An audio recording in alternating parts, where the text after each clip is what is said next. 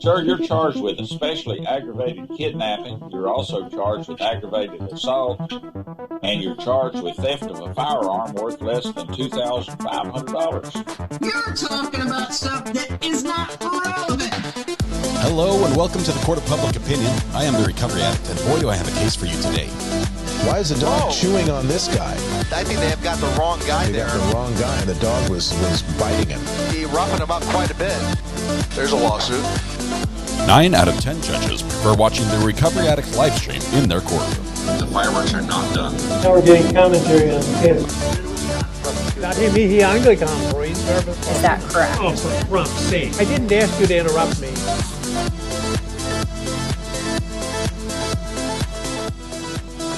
Good morning, good morning. Oh my goodness.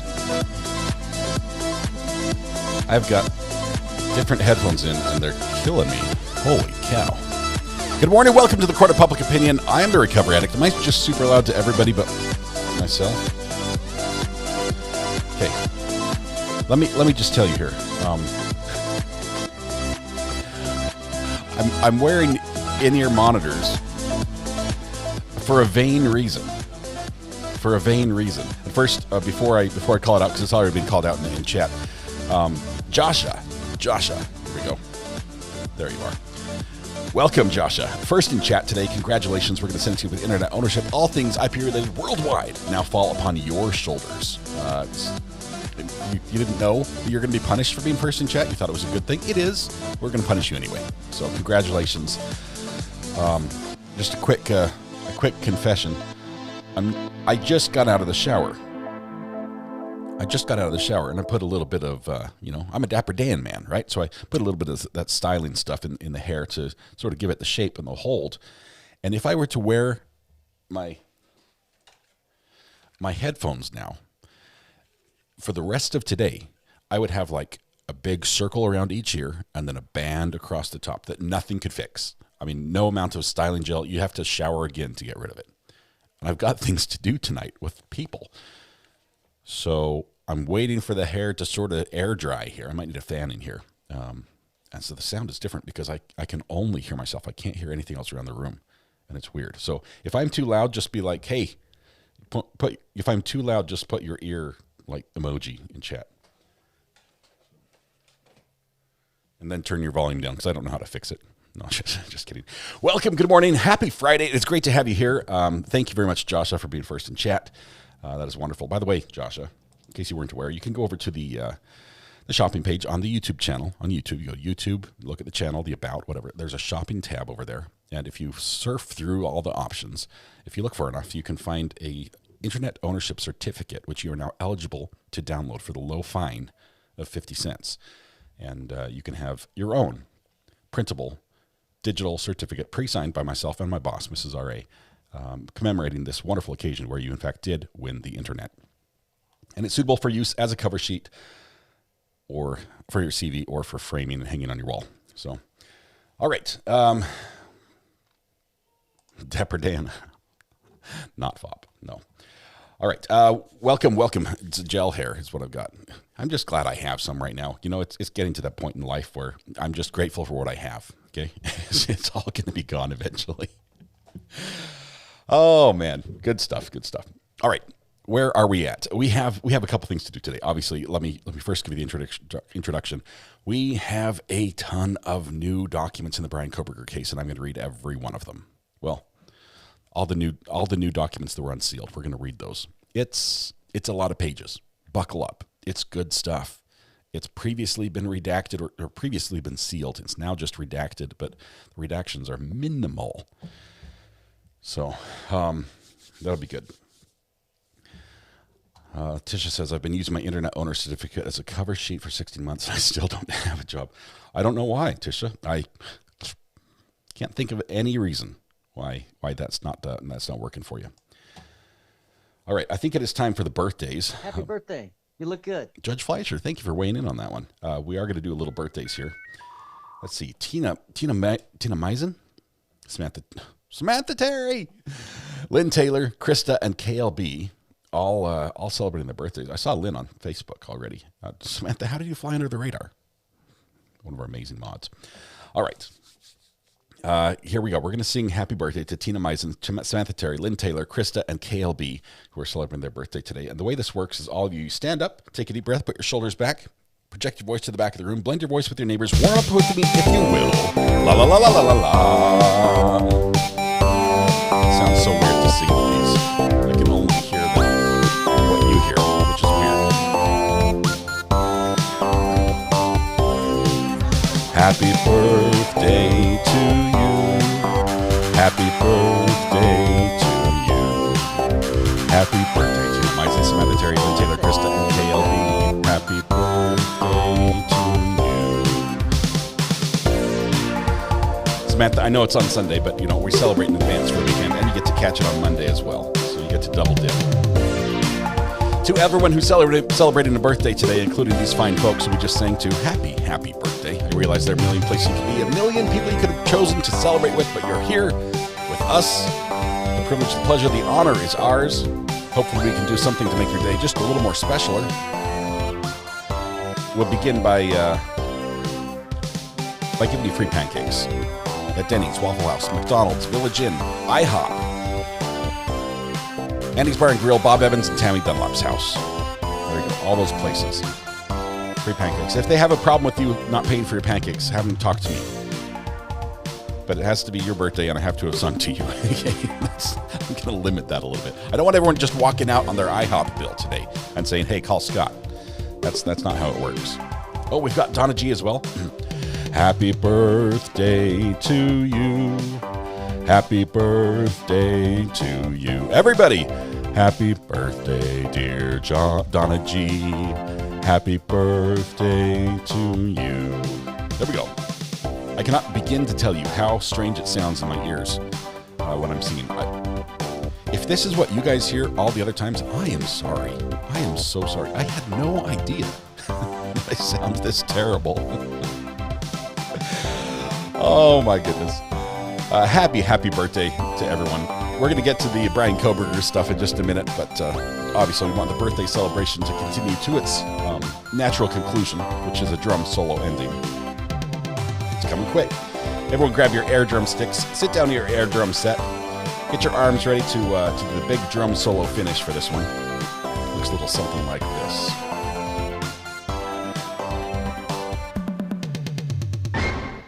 That's awesome. And Todd in recovery, 72 days sober. Todd, congratulations. Let's make it 73. Let's do it. That is amazing. Congratulations. Thank you for sharing that benchmark milestone for us. Speaking of milestones, I think we have one or two to mention here. Britta Aller, 22 months as a member. No place I'd rather watch trials with my RA family. Mods, Chat, and RA. Mrs. RA are a delight to hang out with. If you missed the podcast last night, I love that I get to hang out with my wife and call it work. But it's really not, because it was just me, Jen, Josh, and Thomas, and we just and a few friends joined us. We had a few friends that joined throughout the night, but it was fantastic. Thank you very much for that one. Christine Fortunato, member for 19 months. We're going to call it OG. OG! There you go. Love it. Thank you very much. All right. Are you guys ready for to have your mind blown just a little bit? Just a little bit about the Bryan Kohberger case, because there is a lot to talk about. Let's see. Connor says, excited for your Lego. Yes. I bought a second set, Connor. I had, I wouldn't say buyer's remorse, but I had concerns. So I now have two sets, because my first set has, I'll just say it, multiple thousands of pieces in it. And I haven't built a Lego set since I was a small child. I'm thinking like 8, 9, 10, like a full set from the instructions. I've always just sort of free built. And doing that, I do quite poorly. So I'm concerned that I wasn't able, I didn't want to bite off more than I could chew when it comes to the build. So I bought another set at Valhalla's suggestion. He said 500 to 700 pieces is probably a good range for you. So I bought one with 503 pieces. And I'm not sure which one I'm going to try to do during the live stream. I don't know. I might get them both done. Maybe I will find out that I'm a master builder when it comes to Legos and interviewing at the same time, and that I can actually divide my mind in two and focus fully on each of them and put everyone to shame. I doubt it, but that could happen. It could. It's a chance. Kristen Vasquez, member for 1 month. Thank you very much, Kristen. Thank you for all you do and for the chat, for being so welcoming. It's wonderful to have you. You're one of us. You can never leave now. Love that new blue courthouse as it changes colors. Speaking of changing colors, Tar Healer, now in the 2nd month of a pink courthouse, says, play it. Play it. Let it roll. Awesome. Tar Healer, thank you very much for your support. Britta Aller, OG. Sorry, did I miss your OG? I think we called OG like as soon as you hit that benchmark. Now that you have a second set, you should tell us what the first one is. I told you what the second one is. A guy has to have his secrets, right? I've got one secret, and it's going to be revealed for all Saturday night. So, Britta says, I was here for the podcast. It was a blast. I enjoyed it as well. It was a lot of fun. I'm so glad Thomas pushed through his inability to speak properly because he is feeling quite sick. Well, he's feeling better, but he just sounds sick. Oh, look at this. John Davenport just got a new color courthouse. Woohoo, I'm officially old guy. OG. Thanks, Recovery Addict and mods. John, thank you, my friend. I have to come out your way again. We've got to hook up again. That was cool to see you after a long time. All right, John, if you remember when I went to the movie premiere when I was out on vacation? And I showed up in like shorts and a t-shirt and everyone else showed up in tuxes. I didn't realize, because this was the first movie premiere I'd ever been to in my life, I didn't realize it was a formal event. John was there. So that was awesome. Kept me company. Shore Life Creations, member for 6 months, says, yay, new courthouse, 6 months and moving on up. Thank you very much, Shore Life Creations. Wouldn't be the same without you here. Also, we've got Angie, gifted a membership off the top of things to get everything kicked off. If you are going to watch the Lego stream, I do suggest you watch it on Valhalla Awaits channel. I don't think I'm going to live stream on my own channel. I have a confession. It's confessional time. Is Friday confessional time? Does that work? Is the confessional open? Forgive me, YouTube, for I have sinned. It's been 6 months since my last confession. Something like that. It goes like this. I am stressed to the max because I agreed to live stream a tiny... Thank you, sir. You're my new best friend. You're welcome. A tiny little event. It's actually a class. It's it's a parenting class. I think Mrs. R.A. let the cat out of the bag. They asked me to live stream this parenting class. And no, I'm not teaching it. Mrs. R.A. is not teaching it, although she's very able. They asked me to live stream it. And the venue it was at is completely outfitted with existing cameras, hardwired, microphone, everything. You just plug in and it works. I'm like, sure, no problem. Starts at 7 on a Friday. I work till 5:30. Not a problem. Yeah. Got a call last night during the podcast. That's when I got up and ran away, and you saw my face like frozen like that for like 10 minutes on the show. That call was the person in charge who had asked me to do this, and they're like, hey, just want to let you know, there's been a slight change. In front of the Walmart. We're moving to a venue with no equipment, no cameras, no mics, but still, we want you to live stream it. It went from literally just plugging in a laptop and hitting a button to bringing pan-tilt zoom cameras, wireless transmitters, wireless microphones, switchers, everything. I need at least 2 hours to set that up. So we're going to end by 5. All right, a couple more things. Hopefully I did not miss anybody. KRH member for 11 months. I've been here much longer. Apocalypse may be upon us. Apocalypse may be upon us. But glad my status is growing. Happy Friday, everyone. Thank you very much, KRH. I appreciate your support, as always. Lisi's Binder, Nicole77, member for 9 months. So happy you spend my Friday with my Friday with this community. Thank you, RA and mods. Thank you. It's the ear monitors. Oh, my goodness. These are night and day as far as sound goes. Every mouth noise, which I keep on wanting to turn my volume down because I can hear the breaths. I can hear myself think these things. I'm sorry you've had to put up with this for years, and I had no idea. All right. With that said, let's get set and start talking about Bryan Kohberger, because that's what we're here to do. Is that correct? And let's see. We've downloaded a few documents there. Somebody called me. I think it was Mrs. R.A. Hang on 1 second.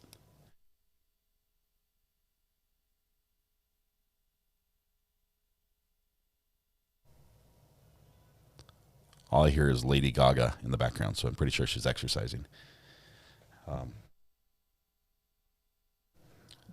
Alicia says, I never knew you had ears. Joyce, I'll send my son a hubby to help you. I'll have them leave now. I still don't even know. I'm like, in my head, I'm trying to build what I need to bring. I'm only not wearing headphones until my hair gel sets. And then the headphones are coming back on. I cannot hear anything. I can hear this, but only through the microphone. If I were to mute my mic, I see my fingers snap, but I don't hear the sound. So get your reading voice ready. I'm going to need the water. All I have to drink in here is hot sauce, and that did not go well without water. So let's see. You do have ears and no bald spot. Kelly Work, where do I send the money? Thank you for saying this. This part particularly is quite impactful for me. A new Gaga album's out today. Now, Ricky, I can sing along with some of her songs, but I had no idea that she had a new album out. All right. She doesn't work out to Lady Gaga. She just works out to she'll go to like a top 40s remix or something, just that keeps the music going for her workout. And it just, sometimes she hears like crazy. Sometimes you'll hear like the Eagles on there. I'm like, how'd that get on there? But she never chooses the songs. If she doesn't like it, she'll skip. Remember to slow your reading. Take a deep breath. Red Pointless Pen. I love your new name. You changed the name after the dad joke on the podcast last night. That was great. I have a confession as well. Last confession, then we start reading. Promise. Thomas, I completely missed. He did the closing. He said bye to you guys on the podcast, and I didn't notice. He killed the live stream, turned it off. It was done, and I kept going. And Thomas was just sitting there smiling because I just missed it. I just completely, it was done. And so I'm talking and going, and I'm trying to wrap everything up and thanking everybody again for like the third time, trying to put a big finish on it.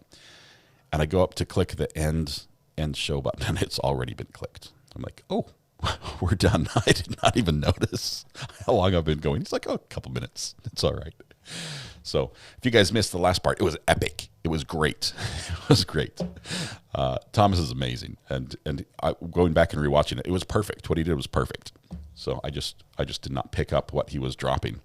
So Crystal Ray gifted 5 memberships. Thank you very much. Kayla says, I'll continue to be in the shadows, drinking pickle juice and sanitizing the house so I won't let the flu cooties from the kiddo. Oh, does pickle juice help with the flu? Good stuff. All right. Okay. No more stalling. We need to get this underway because we have a lot to read. And all this happens. First of all, let me bring this over. Where can you see this? I think you'll see it on 7. Okay, there's my mouse. Okay. We're going to go right here for a second. Idaho has a page called the Idaho Cases of Interest. And if you want to follow this and not wait for people like me to tell you what is new and what has happened in the case, we literally have, in the Bryan Kohberger case, there's a page called Idaho Cases of Interest on the State of Idaho Judicial Branch. And you can search for it on Google and find it pretty easily, where they have every document, like going back for a long, long time in here. This is just 2025. You can go back to 2024, 2023, 2022, in the different counties. It has all the documents. This is just this year. So where are we? We're at the beginning of March, okay, 1 week into March, and we have all these documents that have been filed this year. So all these documents are available, and the one that is most exciting to me, okay, well, the one that makes all this happen, right here, this guy, order, it's called Order Regarding Sealing or Redacting Filings. And this order comes from the judge. So let's change this so we can all see it a little bit better. How do we do this? I need a keyboard. Let's just embiggen the pixels. He says, the party's pervasive practice of filing material under seal in this case has become the norm rather than the exception. I like his tone already. Rather than seeking to redact discrete, sensitive information, like, juveniles' names, entire documents are filed under seal. In addition, much of the material the parties seek to seal is already in the public domain or is simply not confidential or sensitive. This approach runs counter to the public's First Amendment rights to know what is going on in its courts. And it cites case law. Consequently, the court will look with scrutiny on requests to seal documents simply because they purportedly contain facts that are not public, but that nonetheless will likely come into evidence. Idaho Supreme Court adopted the ICAR 32 to define when the public access to judicial records may be denied, including through the redaction and sealing of court records. To warrant sealing or redaction, the material must meet specific criteria so as to allow the court to make the findings necessary to justify its decision to withdraw the material from the public view. Moving forward, the court will require the parties to adhere closely to this rule and only seek to seal and or redact material as provided thereunder. In addition, all proposed orders to seal or redact must specify the basis for which the sealing or redaction is warranted. A bare citation to the rule or conclusory summary without an individualized, rigorous, factual, and legal analysis of the basis for seeking to have documents sealed will result in a rejection of the request. Further, the parties must also seek the least restrictive method to protect information that should be or is exempt from disclosure. For example, despite the court's concerns being expressed previously, the state continues to seek broad orders sealing entire documents to protect the identity of individuals, rather than simply using initials or requesting that a redacted version be made public that discloses only initials. Accordingly, the state's request to seal filings writ whole are denied, except as otherwise noted, regarding certain exhibits containing grand jury testimony or other exempt records. Rather, those filings have been redacted by the court to refer to certain individuals by initials or family members of the deceased victims by their nature of the relationship, example, brother, rather than by name. The original filing will be sealed, and the redacted versions will be made public. In addition, the court has redacted portions of the defendant's filings that contain grand jury testimony. Ordered this date, the 3rd day of March of 2025. Signed, Judge Hippler. Can I just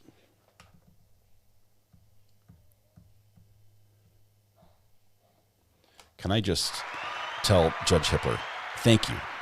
Thank you for standing up for the public's right to know what is going on in their courts. I think that is great. So this is going forward. This is going forward how the court is going to operate. Plus, they did a little bit of backwards looking. Some stuff that had been sealed before has been released. We're going to talk about that. So, particularly, there are these 4 items that have a little red button that says new next to them. We're going to talk about those too. But first, let me pull up.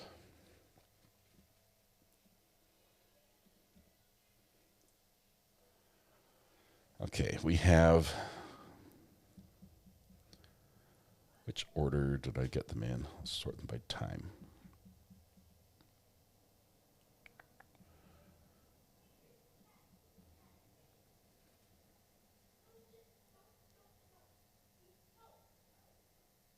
A couple of these documents build on each other, and I want to read those in order. I have to be able to see everything so I can open the right one for you. Just one second. Those are the redacted ones. Okay, those are the 4. We just read the order sealing the redacted. Here we go. This is called the... Oh, you can't see it, can you?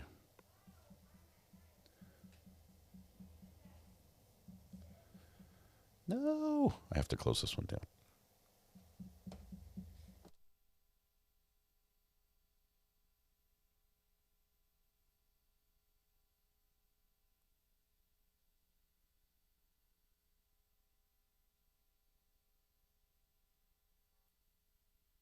This is the weirdest thing ever. It will not open up on the spare screen. Oh, it's because I've got something over there already. I'll move it.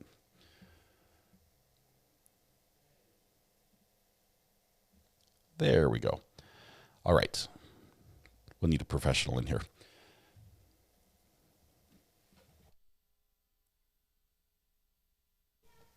My son is bringing the water. All right, this one's called State's Amended Supplemental Response to Request for Discovery Regarding Expert Testimony. This is like several items down in the chain, but it starts. Don't miss the forest for the trees. It starts an interesting little discussion here. The state is amending its supplemental response. Okay, so it's responded initially, then it filed a supplement, and now it's amending the supplement to request for discovery regarding expert testimony. So, I think I'm about to catch a whooping. okay, I fixed it. Sorry, it says my desk has to be higher. Is that better? You can still, oh. Can't see my fabulous hair. That's the problem. All right, so the request for discovery regarding expert testimony, that comes from the defense. They say, we want to know what experts you have. The state said, here's our response. Then they said, here's our supplement, and now they're amending the supplement.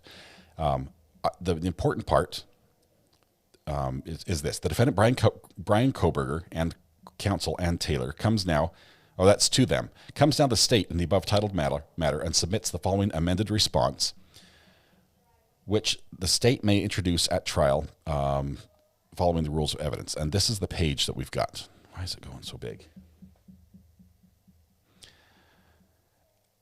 This list, Janie Ayers, Nicholas Balance, Taylor Malik, or Mychak, Tara Martinez, Jade Miller, Ann Nord, Renee Nolan, Eric Seat, Paulette Sutton, Tim Walthall, Catherine White, Stephanie Witt, and Haley Youngling are the 13 experts the state has that it is planning to introduce at this trial. The state has 13 experts. Now, I haven't gone into all these. I've tried to search up some of these names. Some of them are DNA experts. Some of them are, they're in all sorts of different fields. But that is what the state wants to bring in. So that's what they've warned Bryan Kohberger's team that they're going to bring. Let's see. Next document. Interesting one. This is the order on the parties' stipulated agreement regarding investigators in the courtroom during trial. That just means that sometimes we say, hey, how is that guy testifying? He's been sitting in the trial the whole time. This is the stipulation that says the court having before the stipulated agreement of the parties regarding investigators in the courtroom during trial and good cause appearing, now therefore it is hereby ordered the defense shall have both of their investigators present during the trial, and the state shall have their lead investigators from Moscow Police Department and Idaho State Police present during the trial without limiting their ability to testify. So we know that they're going to be there throughout the trial. You can expect them to be called up just from the, from sitting on basically the prosecution's bench or right behind it. This is a fun one. Order granting leave to exceed page limit. I don't know what the page limit is in a filing, but this one comes from the defense. The court having before it the defense motion to leave to exceed page limit. They're basically saying, can we use more pages than we're allowed?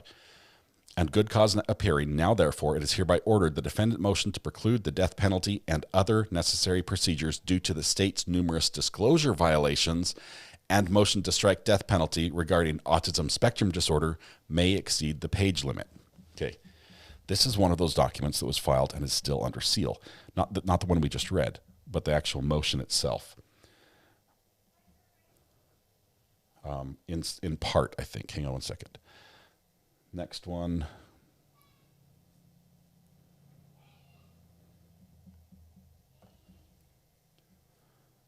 Cannot see this.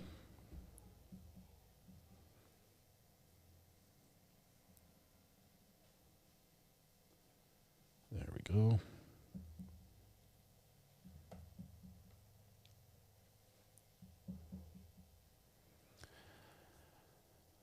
All right, the order sealing the notice filing, signed by notarized affidavit. The court having before it, that's the same thing. That's the same document.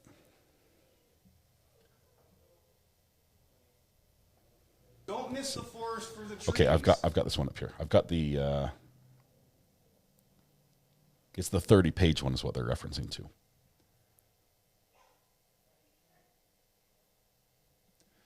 Let's build up to the 30-page one. Does that work? Next document, redacted state's motion in limine text messages and testimony. This is a juicy one. This is one that the court released information on that previously had been redacted. Comes now the state of Idaho by and through Latah County prosecuting attorney and respectfully moves the court for an order in limine allowing the state to admit the text messages of DM. Who is DM? DM is Dylan Mortensen. I'm not sure if that's a surprise to anybody. These names are out in public. I'm going to be using them, at least so you know who we're talking to. And so DM and BF. Who is BF? BF is Bethany Funk. These are two surviving roommates were at the house. And they say, so the text message between these two surviving roommates regarding their conversation with each other on, guess what date? November 13th, 2022. The records were discovered on the hard drive of DM's phone provided on April 3rd. The state's Exhibit 18 from the grand jury record. Oops. Why is it going all funky?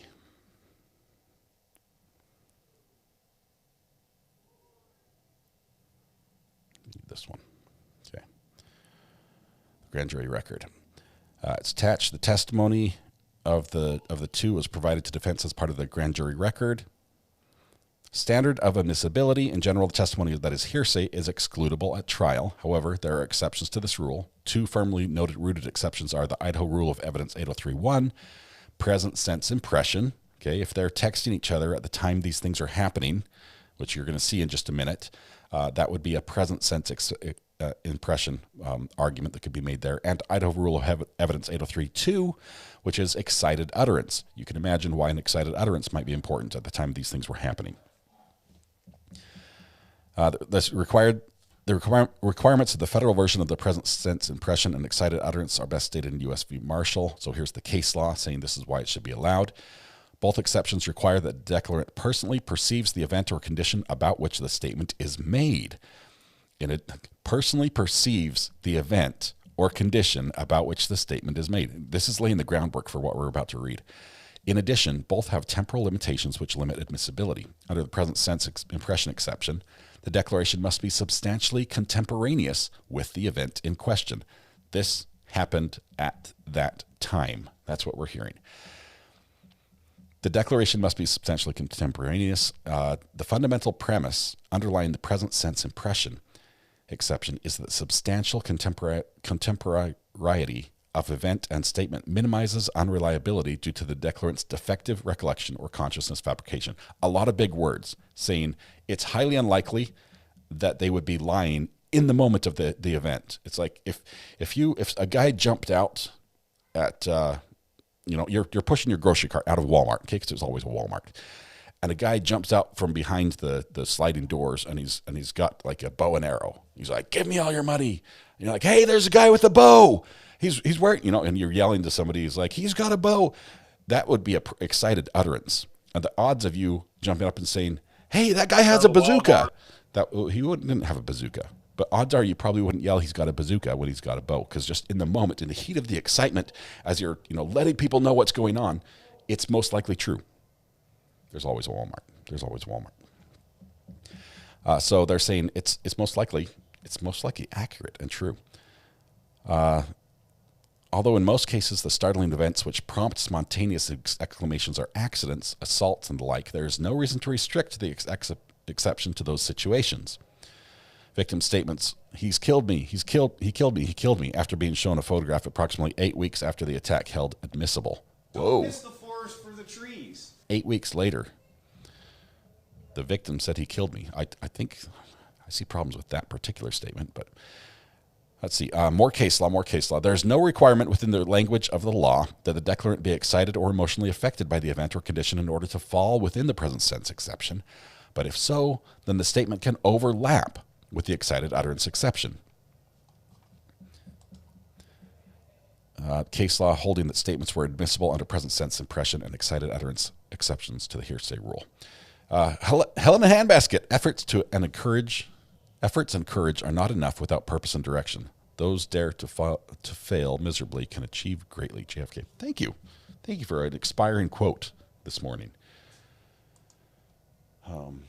RA jumps out and yells, "You like and subscribe."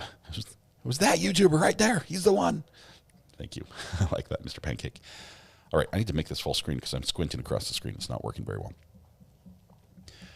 All right, time for first bottle of water. What month will this trial start? April. I think it's April 11th or April 12th, right about mid-month. And it looks like that schedule's sticking. So here's the argument. The argument is that the two surviving roommates and their text messages during that time on November 13th should be told what BF told DM should be allowed at trial. That's the argument. In the case at bar, starting November 13th, I think I can switch to my other headphones now. Is my hair? I'm going to give it a try. Wow, I can hear.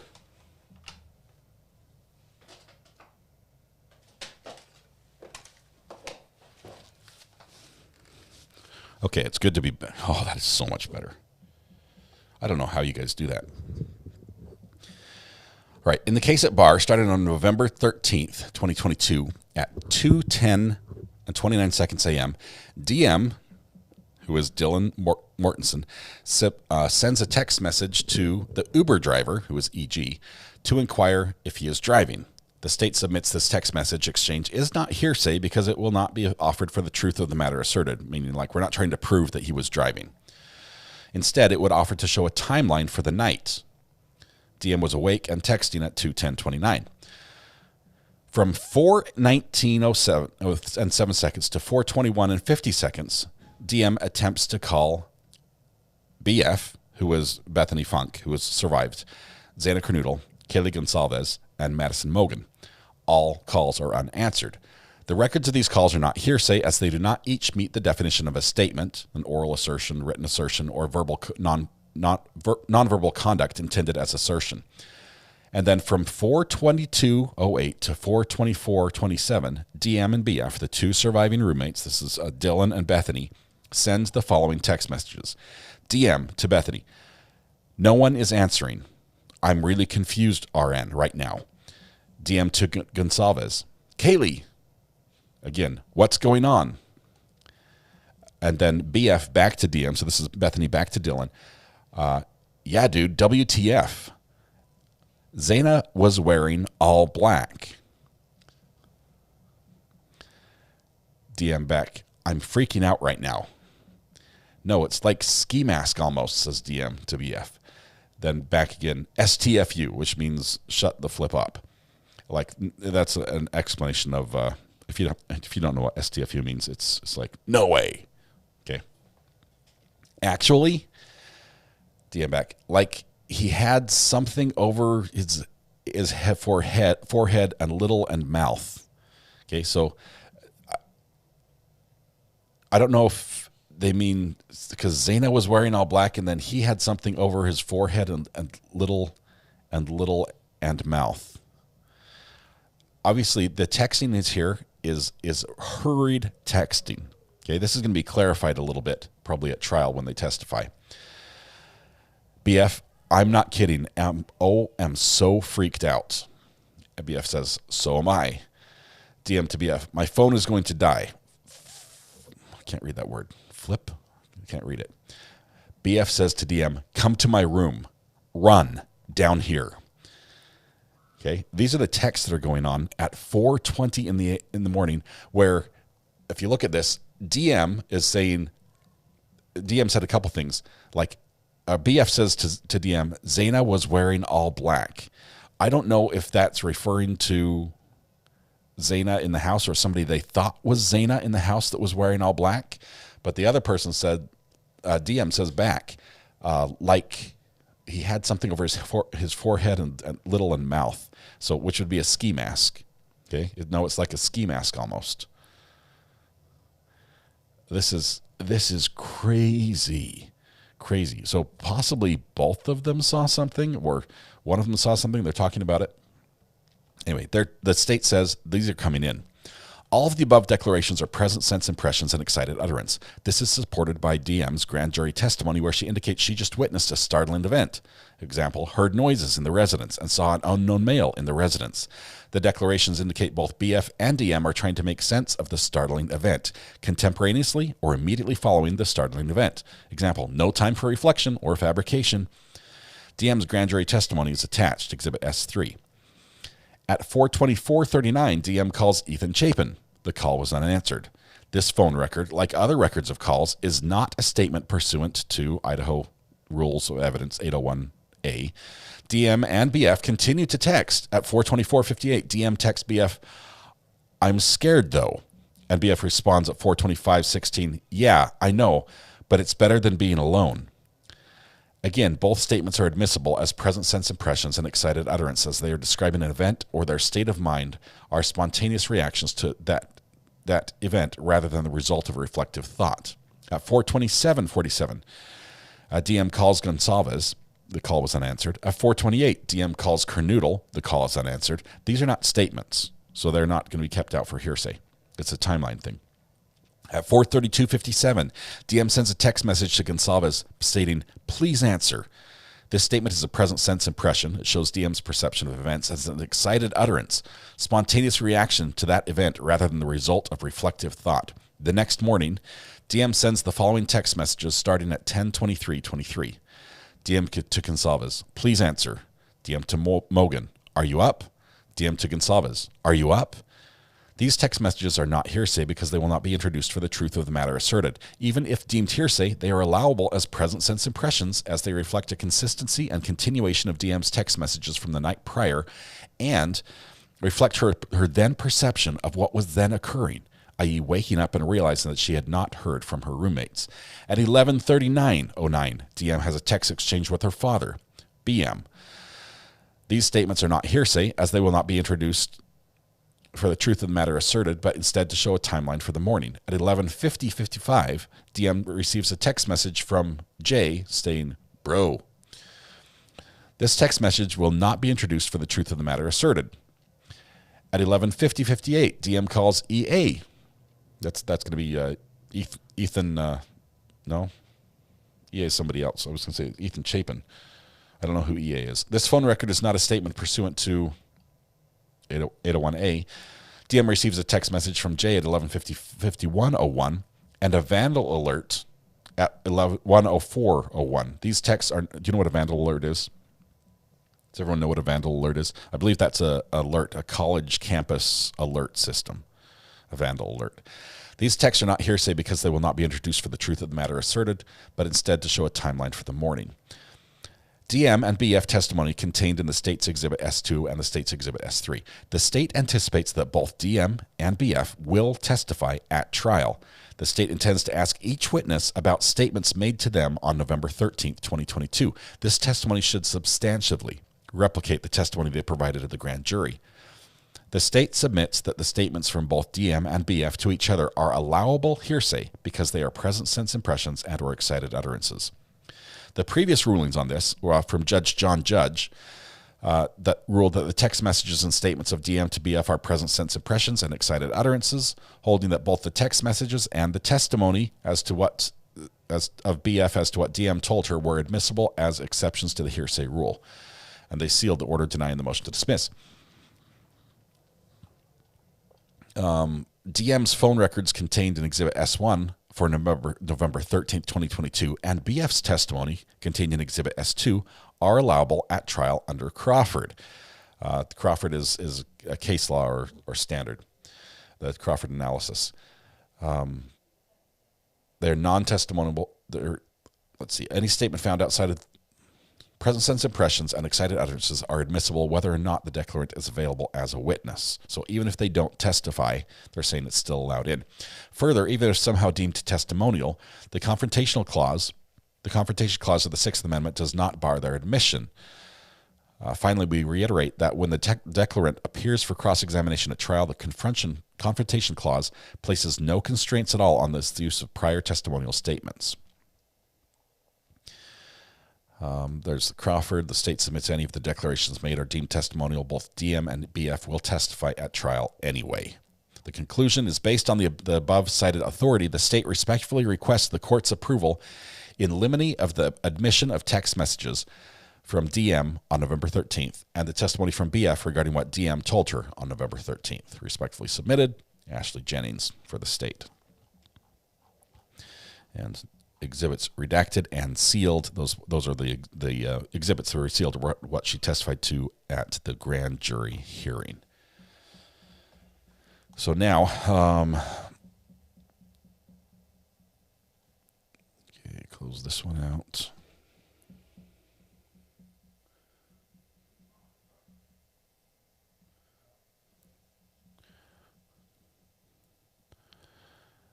Next one up is a redacted version here of a document called State's Motion in Limine regarding self-authentication of records and reliance on IRE 8036 and 8 IRE 9024 and 11 and or IRE 80324. So we're going to go into what those are in just a minute. Why do I have to do this every single time? Needs to change my settings somewhere. Okay. Scrolling up. Here we go. Comes down to the state of Idaho, by and through the Latah County prosecuting attorney, and respectfully removes for orders in limine, allowing the admission of certain evidence in accordance with Idaho Rule of Evidence 8036, 8, and 24. Idaho Rules of Evidence 803, exceptions to the rule against hearsay, regardless of whether a declarant is available as a witness. 8036 states the following. Records of a regularly conducted activity. This is an exception to being allowed. So if it's a record of regularly conducted activity, a record of an act, event, condition, opinion, or diagnosis, if the record was made at or near the time by or from information transmitted by someone with knowledge. The record was kept in the course of regularly conducted activity of business, organization, occupation, or calling, whether or not for profit, and making the record was a regular practice of that activity. All these conditions are shown by the testimony of the custodian and other qualified witnesses, or by certification that complies with Rule 902, 11, or 12, and the opponent does not show that the source of information or the method of circumstances of preparation, indicate a lack of trustworthiness. Okay, so a lot of times government records fall under this. Okay, if a business record or government record is something that is routinely done, you can bring in this record showing we would just keep records of everything that happens, and this is one of those records. It's usually allowed in. 8038 says public records. This is directly for the government side. A record or statement of a public office, if it sets out the office's regularly recorded and regularly conducted activities. This would be like, I don't know, a White House visitation list or something like that. A matter observed while under a legal duty to report, or factual findings resulting from an investigation conducted under legal authority, but not including a statement or factual finding offered by the public office in a case in which it is a party. So it can't be that. And it can't be an investigative report by law enforcement personnel or public's office factual finding resulting from a special investigation of a particular complaint, case, or incident, except when offered by an accused in a criminal case. And the opponent does not show the source of the information or other circumstances indicate a lack of trustworthiness. So, government records. At the trial, the state intends to introduce the following certified statements and or records under these two rules. Linda Lane surveillance footage. They're giving addresses here. I'm going to just give the street name. Okay, I realize some of these are residences, some of these are businesses, but these are all coming out and it's public. Linda Lane surveillance footage for November 13th. Linda Lane surveillance footage for November 13th. Different copy, different version, possibly two different cameras. Albertsons video surveillance and business records for November 13th. Amazon financial and user records for Bryan Kohberger. We get to find out what he bought on Amazon. And those are the records there in four different in packages. AT&T phone records for Bryan Kohberger, Madison Mogan, Zana Kernoodle. Those are the three AT&T phones. Bagel Shop video surveillance for November 13th. Bank of America records for BF and Zana Kernoodle. Banner Bank banking records for Ethan Chapin. Cafe Artista video surveillance video for November 13th. Corner Club video surveillance video for November 12th and 13th. Corner Club financial transaction receipts for sale for November 13th. Costco surveillance video for November 13th. DeSales student records regarding Bryan Kohberger. Hey, we get some student records. Get to find out what kind of student he was. Dick's Sporting Goods record of sale for Bryan Kohberger. What did he buy there? Discover financial records for Kaylee Gonsalves. That's her credit card information. These are going to show, we're not just prying into somebody's lives trying to see what did they buy, where do they eat, what do they shop for. These are going to show timeline events around the time, things they ordered. Like if Bryan Kohberger goes on Amazon and orders, I don't know, a K-bar knife and sheath, that would be pertinent. If he goes to Dick's Sporting Goods and buys a ski mask, okay, that would be important. So we're going to get all this information as it comes out. DoorDash records for Xana Kernoodle and Etha Chapin. So what food they ordered and when. Early warning records. Not sure who that's from, who generates those, but we'll find out eventually. Ellen financial records for Gayle Gonsalves. E&S Services surveillance video for November 13th. Farmers Insurance surveillance video for November 13th.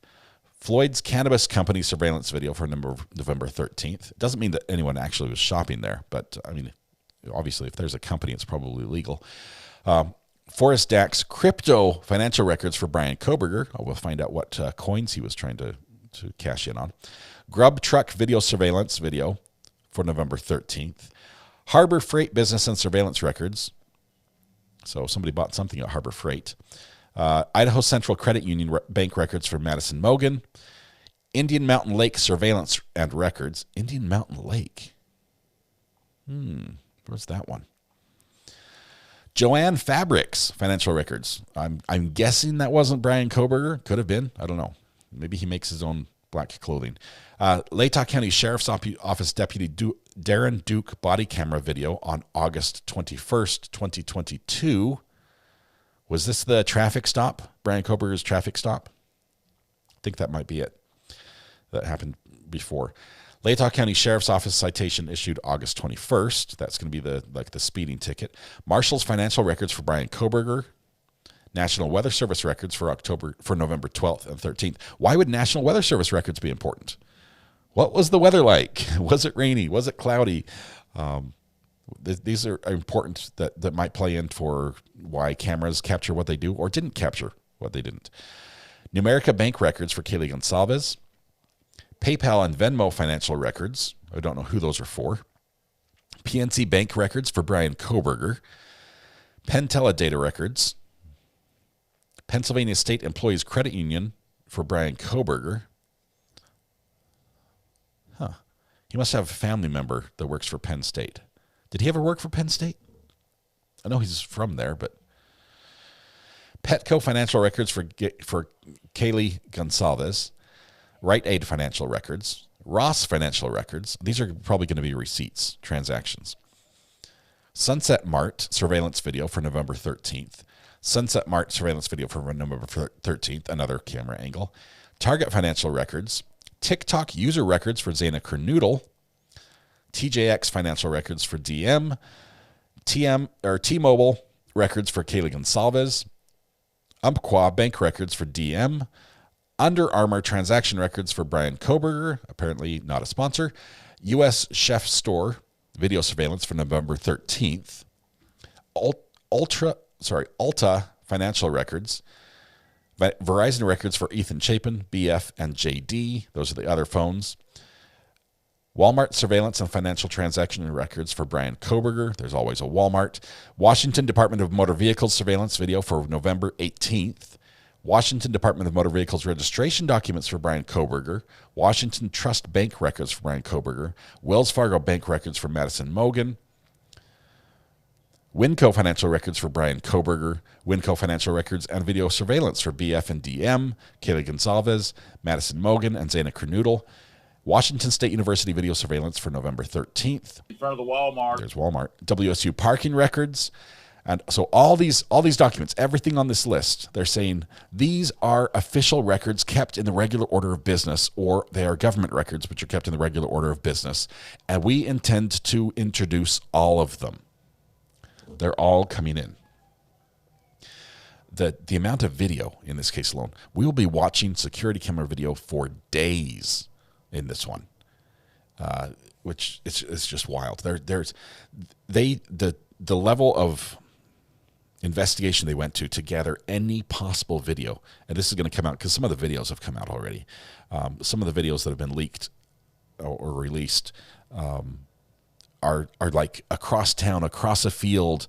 The timing is going to be matched up. We're going to be, syncing things up where this camera captures this event, and we know that other camera is capturing that event at the same time. We can put the two together and see a bigger picture. It's going to be incredibly complex. It's going to need like 100 Churchwell charts to put together.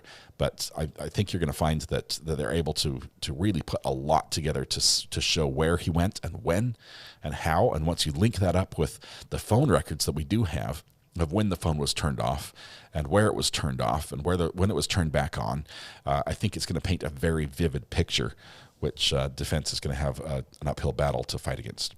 So the state relies on 803.24 in the alternative. This is a third exception, which says other exceptions in general, a statement not specifically covered by any of the foregoing exceptions if the statement has equivalent circumstantial guarantees of trustworthiness, is offered as evidence of material fact. It's more probative on the point for which it is offered than any other evidence than the proponent can obtain through reasonable efforts, and admitting it will best serve the purposes of these rules and the interests of justice. So this is probably going to be some of the surveillance footage might fall under this exception. Notice the statement is admissible only if before the trial or hearing, the proponent gives an adverse party reasonable notice of the intent to offer the statement and its particulars, including the declarant's name and address, so the party has a fair opportunity to meet it. Guess what the state is doing right now? They are giving reasonable notice of the intent to offer the statement and its particulars to the defense. They're saying, we are bringing this in. We have all this evidence. We have all these documents. We have receipts. We have records. We have video from all these businesses and or government facilities, and we're going to use it all against you. All right. Let's see. Another exception. 902.4 and 11 provide for self-authentication of these records as follows. Certified copies of public records. That when the public record is certified, it self-authenticates. You don't need to bring out somebody and say, yep, that's the right kind of paper. That sure looks like my signature. Yeah. I think that, yeah, that's definitely me. I did that one. Certified public records are official. The custodian or another person authorized to make the certification certifies it, and the certificate that complies with Rule 902.1, 2, and 3, an Idaho State statute or rule prescribed by the Supreme Court. 11 states, certified domestic records of a regularly conducted activity. The original or a copy of a domestic record that meets the requirements of 803.6a through c, as shown by a certification of the custodian or other qualified person. As used in the subsection, certification means a written declaration signed in a manner that, if falsely made, would subject the maker to a criminal penalty in the jurisdiction where the certification is signed. Before the trial or hearing, the proponent must give an adverse party reasonable notice of intent to offer the record. What we're going to see is the night shift manager for the tobacco shop being called as a witness. And you're like, he knows nothing about the case other than what he's seen in the news. But he's the guy whose job it is to change the tapes on the recorder. And he's going to say, yep, that's our tape. And then he's going to sit down and they're going to play the tape. So we're going to see a lot of witnesses called in that are just going to authenticate the document and move on. The state intends to obtain certifications of the above listed items. The filing hereby provides the notice of the state's intent to introduce and rely on certain evidence as required under the Idaho Rules of Evidence, and the state respectfully moves for orders in limine admitting these records as self-authenticated and or exceptions to the hearsay rule. This is they're going to save us a lot of time. If the state can get all these either by stipulation or by judge's order. It looks like they're going by judge's order. Defense does not want to stipulate to some of this evidence. If they get it by judge's order, it's coming in. It's been pre-decided, and it's just accepted. So then last we have the certificate of delivery showing that it went to Ann Taylor. She got it at her office. Now, this was self-authentication of records. Next one.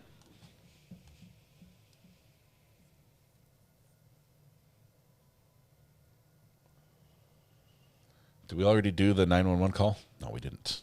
We didn't do the 911 call yet. Okay.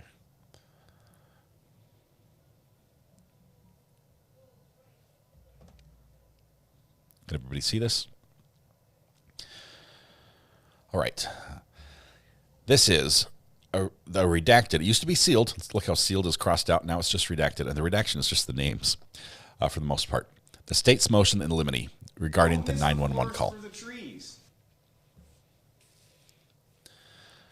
Comes now the state of Idaho by and through the Latah County prosecuting attorney.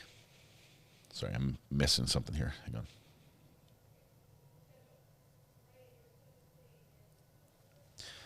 Comes now the state of Idaho by and through the Latah County prosecuting attorney and respectfully moves the court for an order in limine allowing the state to admit the recording and transcript of the 911 call to Whitcomb on November 13th. The 911 recording was discovered as AV0002, and the transcript was discovered as Bates. These are basically just how the court recognizes them, the code of the documents. So this is a 911 call on November 13th. They want both the transcript and the audio. Facts. The facts pertinent to the issue raised by this motion can be found in the attached excerpts from the grand jury testimony transcript, which is going to be redacted. The 911 call recording, Exhibit S2, which we can't hear on our filing because it's a digital file, and the transcript of the 911 call, State's Exhibit S3. We'll see what we get from that one. Argument. The statements on the 911 call are hearsay, but fall within firmly rooted hearsay exceptions and should be allowed. In general, testimony that is hearsay is excludable at trial. However, there are many exceptions to this rule. Two firmly rooted exceptions are 8031 and 8032. These are both present sense impression and excited utterance. We talked about those in the previous document as well from the text messages. The requirements of the federal version of each of these rules are best stated in U.S. v. Mitchell, where it says there are three principal requirements which must be met before hearsay evidence may be admitted as a present sense impression. 1, the declarant must have personally perceived the event described. The declaration must be an explanation or description of the event rather than narration. And 3, the declaration of the event described must be contemporaneous. So we've got all three, I think, in spades on this one. The requirements for a hearsay statement to constitute an excited utterance are a startling occasion, check. A statement relating to the circumstances of the startling occasion, check. A declarant who appears to have opportunity to observe personally the events, check. And a statement made before there has been time to reflect and fabricate. That's going to be the toughest one because we're going to look at the time of when the call was made. But I think you can still argue. I think they'll get this for sure. But that's of all the check marks, that's the one that has the tiniest bit of room to argue against on the defense side.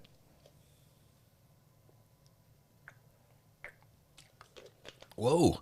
Josh says if we get to 2,000 likes on the stream, which we're only 1,400 away from, he'll give away 20 memberships.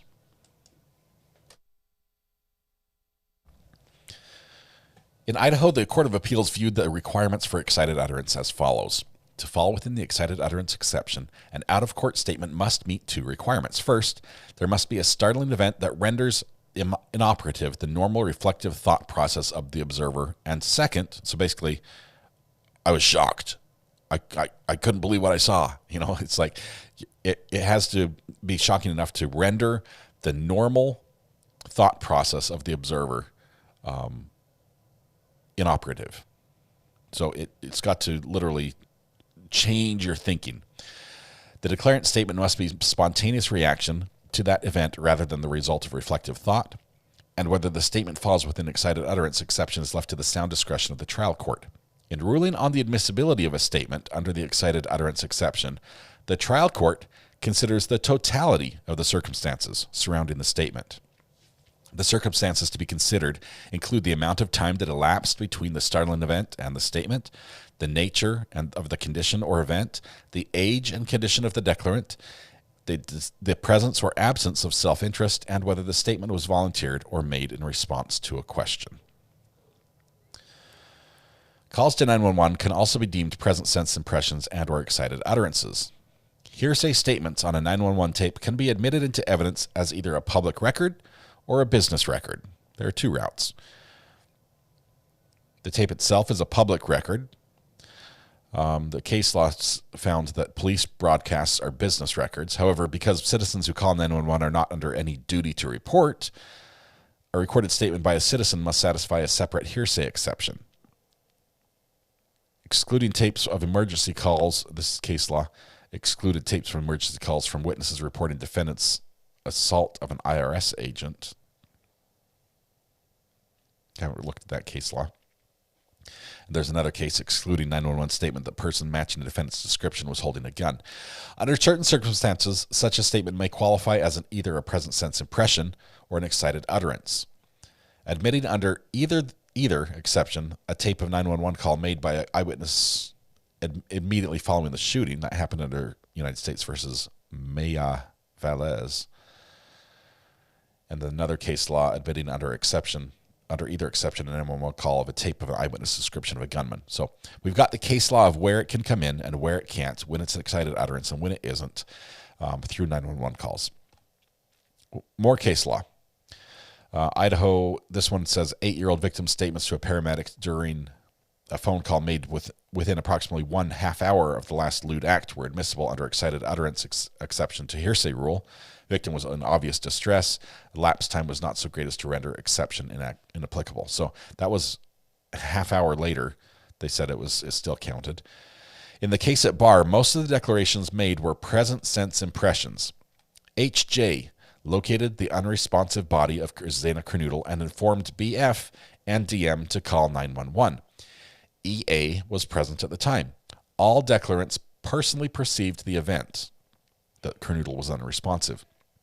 The majority of the declarations were describing to dispatcher Carolina Calvin what they were perceiving, i.e. present sense impressions. These statements relate to Kernodle being passed out and not waking up. The declarations were made immediately after H.J. discovered Kernodle's body. Some declarations made would also be considered excited utterances. Those statements include, "Oh, and they saw some man in their house last night." Yeah. As well as the heaving, breathing, and crying that can be heard throughout the call. The declarants were responding to a startling occasion, discovery of an unresponsive roommate. The statement regarding a person being in the home is in direct response to why Kernodle might be passed out. All statements are made while the declarants are processing what is happening and were made before an opportunity to reflect and fabricate why Kernodle is unconscious. Clearly, the statements of BF, DM, EA, and HJ, and the dispatcher, Carolina Calvin, fall within the hearsay rule of exceptions. Judge John Judge has already ruled that 911 call is not hearsay because it's not offered for the truth of matter asserted, and even if deemed hearsay, the exceptions for present sense impression and excited utterance apply. On August 23rd, defendant moved to dismiss the grand jury indictment. One basis for that motion was the 911 call was improperly admitted. Hearsay, cumulative, irrelevant, and an improper attempt to bolster witness testimony. In response, Judge John Judge held as follows. Further, even if the 911 call is hearsay, the exceptions for present sense impression and excited utterance apply as statements made by the callers, i.e. the surviving roommates, HJ, and another friend who had arrived, were made immediately after HJ discovered Miss Kernodle's body and instructed the roommates to call 911. The Idaho Rules of Evidence, with case law cited, the Side Highway Distribution v. Delavan case, where the rationale justifying the present sense impression of exception is that the immediacy of the statement offers no opportunity for fabrication. And he also cites State v. Petit, where finding statements made were excited utterance because the victim was still under the stress of the event. So that was how Judge John Judge responded. The sealed order denying motion to dismiss indictment on grounds of biased grand jury. Oh, that's from the sealed order. It's not sealed anymore, apparently. Regarding the emotion in the callers' voices, Judge Judge further held that the evidence was relevant as to why law enforcement was sent to 1122 King Road on November 3rd, as opposed to just EMS when the call was for an unconscious individual. This testimony was deemed relevant to the effect it had on dispatcher Calvin and was not cumulative of Officer Nunes' testimony. Part B. Statements made on the 911 call are admissible regardless of whether or not witnesses testify. Under IRE 3, present sense impressions and excited utterances are admissible whether or not the declarant is available as a witness. Any statement found outside the above exceptions to hearsay are non-testimonial for the purposes of a Crawford analysis. Further, even if somehow deemed testimonial, the Confrontation Clause of the Sixth Amendment does not bar their admission. Some of this is basically copy-pasted as they make the same argument for different pieces of evidence. So it's the Confrontation Clause is not violated. That's what that section is. Crawford v. Washington, state law, case law says the state submits if any of the declarations... it cites Crawford v. Washington. The state submits if any of the declarations made are deemed testimonial. Each of the declarations will testify. The declarations, I don't think they mean declarations. Each of the declarants, I should say declarants there, will testify at trial. Meaning that if for some reason the judge says you're right, everything that was on that 911 call is hearsay, it can't come in, the state says fine, we'll just call them to testify, and they can say what they said. It's coming in either way. And that sort of strengthens their argument. The conclusion is based on the above cited authority, the state respectfully prays for the court's approval in limine of the admission of recordings and transcripts of the 911 call to Whitcomb on November 13th, immediately following the discovery of Zaina Canoodle unresponsive at 1122 King Road. Respectfully submitted, Ashley Jennings.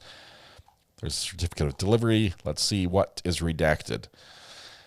The grand jury transcript, redacted. Audio file on thumb drive, hand-delivered separately. Sealed. The 911 call. Oh, we have a transcript. Q is dispatch. Q1 is a man. Q2 is a woman. Q3 is man 1. Q4 is man 2. Q5 is man 3. A is a woman. A1 is woman 1. And A2 is a man. So now that we know who everybody is in this, this call... We won't know who's who until people identify voices when this is played in court.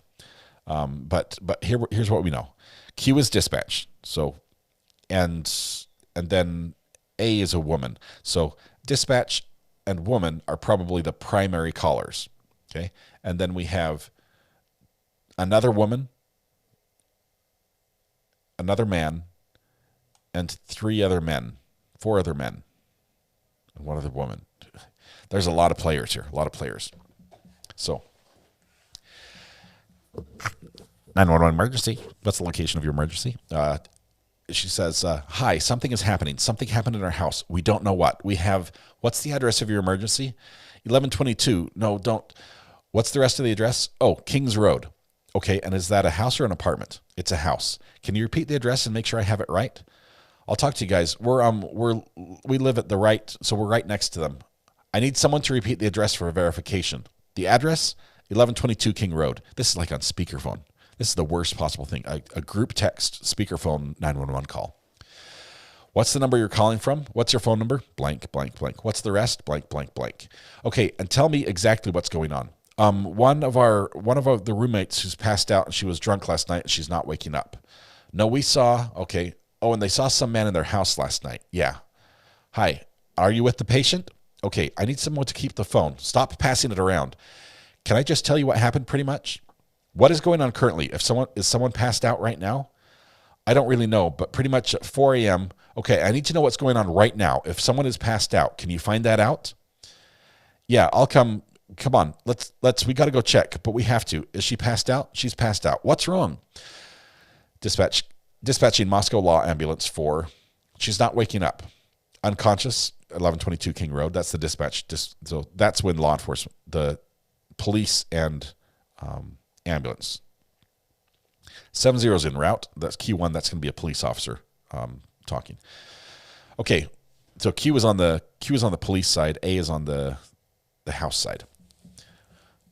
Dispatch says, "Okay, 1 moment. I'm getting help started that way." Okay, maybe. 1122 King Road. All ambulance respond for unconscious. 1122 King Road. There's the dispatch. I copy, says Q2. Dispatch says 58. Multiple RPs on the phone advise saying the roommate on scene is passed out and not waking up. Believe she got drunk last night and blank something about a male being in the room with them. Q1 says being around. Dispatch says that one I copy about 20-year-old female unconscious trying to get further. Police says copy. Second person at the house says, yeah, it's Evan. Original caller says, okay. Dispatch says, okay, and how old is she? She's 20. 20, you said? Yes, 20. Here, do you want to talk to him? The phone just gets handed off. Okay, hello? Okay, I need someone to stop passing the phone around because I've talked to 4 different people, says the dispatch. Okay, sorry, they just gave me the phone. Is she breathing? Hello? Is she breathing? No. Okay, unintelligible. En route. Bethany and Dylan, I need you to talking to them, okay? I can't talk to them. I need you to talk to them. Okay, hello? This phone's just being passed around. Original callers now, and the dispatcher on. Okay, I've already sent the ambulance and law enforcement. Stay on the line. Okay, if there's a defibrillator available, send someone to get it now and tell me when you have it. Units responding. RP's advising. Unintelligible. The patient is not conscious, not breathing. Unintelligible. Probably crying, heavy crying. Okay, if there's a defibrillator available, send someone to get it now and tell me when you have it. We don't have one. Unconscious, not breathing. Do you have a defibrillator? No, the caller says, do you have a defibrillator? Q3 says, yep. Answer, yes, we have one. This is confusing. But are you talking to the officer? Yes. Okay, so the police are on scene at this point. Okay, I'm going to let you go since he's there with you and can help you. Okay, thank you. Bye. Okay, Moscow 46 out. Copy. I think I have a and then Q4 says, I think we have a homicide. Q5, Moscow engine 20 is en route. 1370. Q1 says 70 intelligible, 107, I relayed it. And then this transcript is reviewed with the audio recording submitted and is accurate transcription, and it's signed. So that's coming in. We're going to hear that. This is a mess. The poor dispatcher, 4 different people were handed the phone, probably extremely distraught people each time took it up and tried to answer her questions, and she was trying to get answers out of them. But the response was rapid. We have, I believe, one more, and it's a doozy. You ready for this one? This is a big one because this is from the defense. This is Bryan Kohberger's team. And they, in this one, want the death penalty thrown out. Nobody mentioned any blood in the 911 call. The first thing we said, we believe we have a homicide. That was police when they were on the scene. They might have seen blood, but didn't say anything over the radio. And they'd only found one person at that time. They only had the one victim.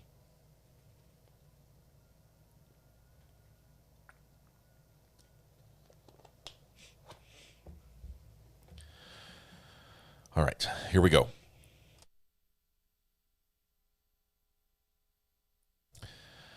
This was filed and recently released as it was unsealed. The defendant's motion to preclude the death penalty, meaning we want the death penalty taken away, and adopt other necessary procedures due to the state's numerous disclosure violations. Now, this part right here, if you remember, the Lori Vallow case had this exact same thing. The state had a disclosure violation, and as a punishment, as a remedy, as a sanction against the state, the death penalty was taken away from them. They could not pursue the death penalty. That is what they're trying to do with Bryan Kohberger here, and they're going to list the reasons why they think that the state should be sanctioned and lose the ability to pursue. One on the screen, sorry. Thank you, red pen. I forget what you can see and what I can see are a little bit different. We're going to read this whole thing, and it's about 30 pages long, so buckle up. Hope you have popcorn as well. I will tell you, it's my understanding that the references to the autism spectrum and where that falls in are under a different document, which I believe is still sealed at this time, has not been released. So possibly because of medical records or something like that. I don't know, but we'll see. We'll watch for that. Comes now Bryan C. Kohberger by and through his attorneys of record and respectfully requests that this court remedy the state's failure to comply with its obligations under the state and federal constitutions, state law, and the rules of the Supreme Court of Idaho, and the scheduling order of this court. The state has failed to provide expert disclosures that are specific enough to understand what the state has failed. That's sort of important that I get that word right. The state has failed to provide expert disclosures that are specific enough to understand what testimony and discovery it intends to rely on. depriving Mr. Kohberger of the ability to conduct independent review and investigation of the evidence it will rely on. Okay, what they're saying here is the state has not told us enough about what they're going to bring against our client. And this, you're going to talk. We're going to hear about this. There's an order where the state has to disclose and say, look, this is who we have. This is who's going to testify and what they're going to testify to. Defense is saying it wasn't enough. You giving us their names isn't enough. We need to know more. And because of that, you didn't follow the rules. And if you didn't follow the rules, there should be a punishment. And the punishment should be no more death penalty. Additionally, as counsel has previously stated, the discovery in this case has been provided in a manner that is as though the state took tens of thousands of documents, photos, and video clips and shook them up in a snow globe. While defense counsel has made Herculean efforts to review the discovery provided, there is no possible way that all the discovery, which is equivalent to 68,000 copies of the Encyclopedia Britannica, can be reviewed prior to the trial date. Indeed, a defense expert informed counsel it would require 3 additional years to review all of the discovery from the 67 electronic devices and digital data alone. By providing discovery in this manner, the state is failing to comply with their obligations under Brady v. Maryland, Giglio v. United States, and Kiles v. Whitley, State v. Langford, and Grube v. State. These cases require the prosecution to provide exculpatory and impeaching information to the defense, including any information that would tend to mitigate the punishment, even if it is not constitutionally material, in a manner and time frame that would be reasonably relied upon in preparing for trial. As discussed in this motion, in cases with enormous amounts of electronic data, the prosecution does not meet that standard by providing discovery in a manner that effectively buries exculpatory, impeachment, and mitigation information. Timely and meaningful disclosure is indispensable to the effectuation of the right to a fair trial, due process, effective assistance of counsel, and the right to be free from cruel and unusual punishment pursuant to the 6th, 8th, and 14th Amendments of the United States Constitution and Sections 6 and 13 of the Article 1 of the Constitution of the State of Idaho. Here's a footnote. A single Encyclopedia Britannica contains more than 30 volumes. So it would be equivalent to how many? Equivalent to 68,000 copies of Encyclopedia Britannica. So 68,000 times 30. And that's how many books of information are in this. That is huge. Mr. Kohberger, I wonder who did the math on that one. Who's the lawyer who's like, find me a good analogy for just how much data we have here. It's like, I remember Encyclopedia Britannica? About 68K of them. Something shaking on my desk? Is it this? I'm just rocking on my desk a little bit. Mr. Kohberger requests that the court exclude evidence and testimony that the state has not yet provided in adequate and expert disclosures. An accompanying motion in limine has been filed regarding the specifics of this evidence. The details are not repeated herein, but incorporated by reference. Exclusion of that evidence, however, is insufficient to cure the whole of the prejudice to Mr. Kohberger. Like other trial courts around the country, this court must also, 1, order the prosecution to provide a detailed index of documents it intends to rely on, as well as an index of Brady information, and 2, preclude the death penalty at the upcoming trial in order to meet the constitutional standards of due process and a fair trial. Mr. Kohberger acknowledges this motion requests preclusion of the death penalty as one of the remedies after the court's ordered deadline. However, good cause exists for this filing. The state has produced an enormous amount of disorganized data, continues to provide discovery past their deadline, refuses to provide requested supplemental discovery, and has failed to abide by expert disclosure rule and order. Now we have the table of contents for this particular filing. Relevant but factual background comes first, followed by argument, parts 1, A, B, and C, D, E, and F. Part 2, Part 3, Part 4, Part 5, Part 6, and 6, 1, 2, 3. And then we have relevant factual background. So let's go through the summary really quickly on the table of contents.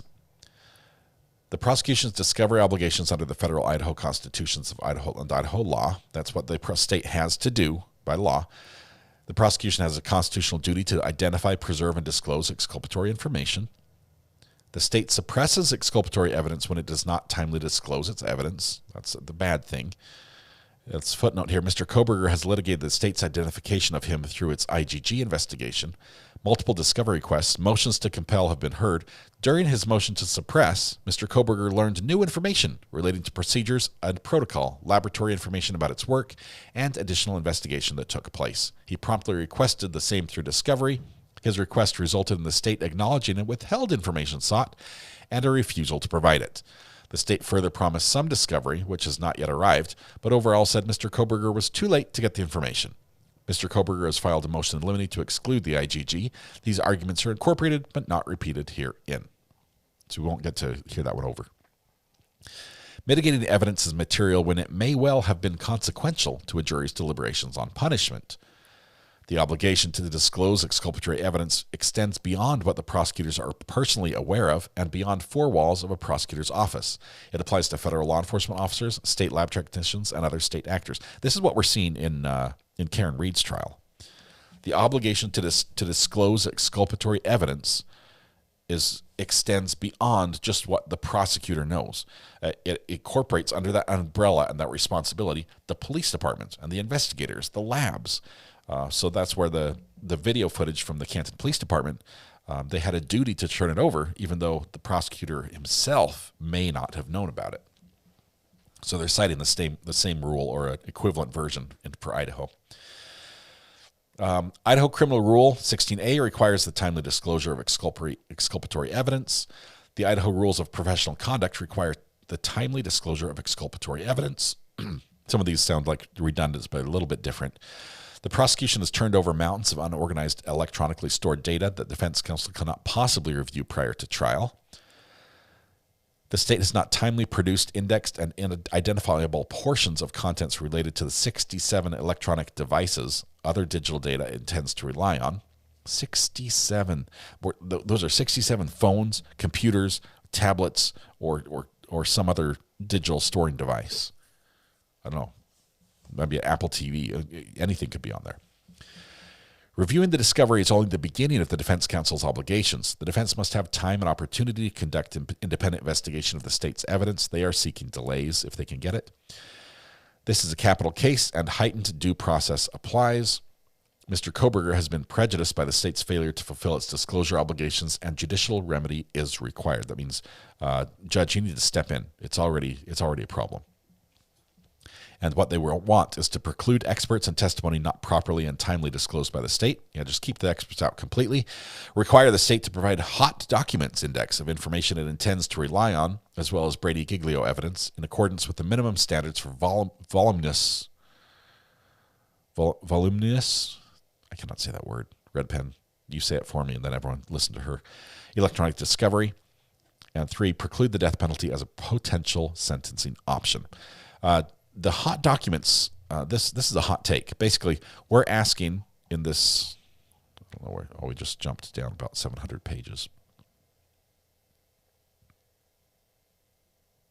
Where's our hot documents?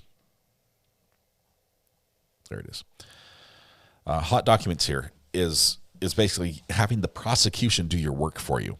Saying, look at all this information. Here are the ones that are pertinent. First of all, here's a list of all the pieces we're going to use against you. And here are the pieces you should use to defend yourself. So that's a lot. Jennifer Cockfield, member for 10 months. Thank you very much. Yay. Congratulations. All right. So this is the index. We now get to read all of these. And each one of these is going to be expanded on. And we'll get some snark in here as well. Relevant factual background.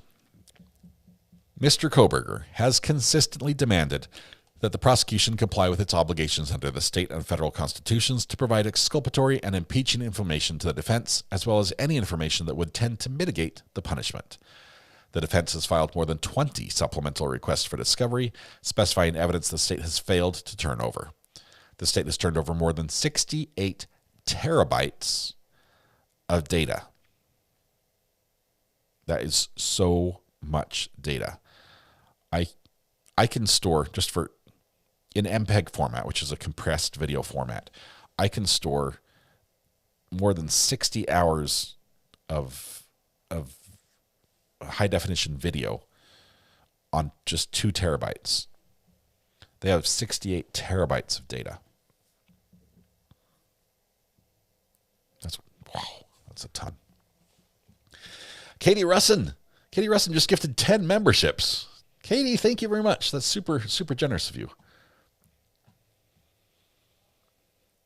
They're still flying out the door here. All right, so the state has turned over 68 terabytes of data. That much data is equivalent to 68,000 copies of the 30-book set of the Encyclopedia Britannica. To use that, they're citing see Elizabeth Stafford pretrial discovery of electronic stored information in federal criminal cases, explaining that 1 to 2 terabytes is equivalent to 1,000 to 2,000 copies of the Encyclopedia Britannica. Also, see also the United States via Courtroom, the average 400 gigabyte laptop hard drive can store over 200 million pages, the equivalent of 5 floors of a typical academic library. Put another way, 1 gigabyte of text files will average over 677,000 text file pages and over 100,000 pages of email files. 1 terabyte contains 1,000 gigabytes, thus 68 terabytes of text files will average more than 46 billion text pages, or nearly 7 billion pages of email files. The discovery that has been provided includes more than 13,000 photographs, more than 15,000 video clips from businesses, and more than 8,000 video clips from residences. Holy smokes! It also includes more than 60 plus digital devices and digital data and search warrant data, including cell phones and laptops from Mr. Kohberger, the victims, alternate suspects, and various other individuals who knew the victims. While the state has had access to many dozens or even hundreds of detectives and investigators from multiple law enforcement agencies, including the FBI, in addition to the use of expansive AI and technological programs. I love that they're using AI. I want to delve into that a little bit. To facilitate production and review of this massive amount of discovery, the defense team consists of 3 attorneys, a mitigation specialist, and 3 investigators. There is no way, even through the greatest of due diligence, that the defense can independently review all of this discovery. Why don't they use AI? Ruth Presley, thank you very much. 22 months, one of our OGs. Thank you. Glad you can catch a live with us here. In providing discovery, the state has not provided it in a searchable format, has not provided detailed logs and indexes that would facilitate the defense's review of the evidence, and has not provided an index of Brady evidence or evidence that may be relevant to the defense. Additionally, the court set an expert disclosure deadline that passed more than 1 month ago. While the defense complied, the state provided vague disclosures that failed to identify opinions that experts would provide or detail the facts and evidence they would rely on for those opinions. For example, the state expert disclosure listed 3 alleged experts who would testify relating to the 67 electronic devices, digital data, and search warrant return data as provided in discovery. The scope of that evidence is so broad that a defense expert estimated it would take more than 3 years to review. The state did not identify any actual opinions it intends to elicit about these devices and failed to identify any portions of the data that would be represented or relied upon. Well after the disclosure deadline, the state turned over a report stating that examinations of the devices are ongoing, which only heightens the prejudice to Mr. Kohberger and further depletes his time to conduct any independent review or evaluation of the state's evidence. This is only one of many disclosures in which the state failed to identify what opinion the expert would testify to and failed to point to specific evidence or discovery that would be relied upon. Moreover, even after this court told the state that its job was not done with its expert disclosures, the state produced a circular argument blaming the defense in its rebuttal disclosures about the electronics, digital data, and third-party warrants. No additional opinions, clarifications, or specifics were provided. And finally, Mr. Kohberger requested additional discovery related to IGG after he learned of its existence for the first time in his motion to suppress. The state acknowledged it had undisclosed information, but refused in part to provide it, and promised in part to provide some information. No discovery has been disclosed. See also Mr. Kohberger's motion to eliminate to exclude the IGG. As discussed below, the state has gained a tactical advantage that cannot be remedied now. And therefore this court must take steps to put Mr. Kohberger back on equal ground. Here's the argument. The prosecution's discovery obligations under the federal and constitutional Idaho law. Both the federal and Idaho constitutions, as well as Idaho law, require that the prosecution turn over any materials to the defense which may help the accused, either by negating the guilt, mitigating punishment, or impeaching the state's witnesses. Basically, anything that could help the defense has to be turned over. And here's the case law for it.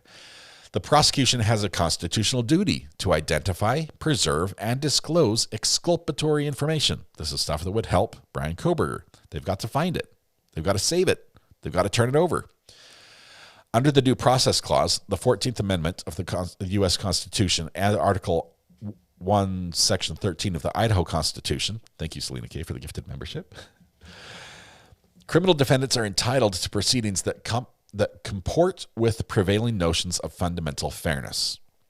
These notions of fundamental fairness require the defendant be provided with evidence favorable to the defense.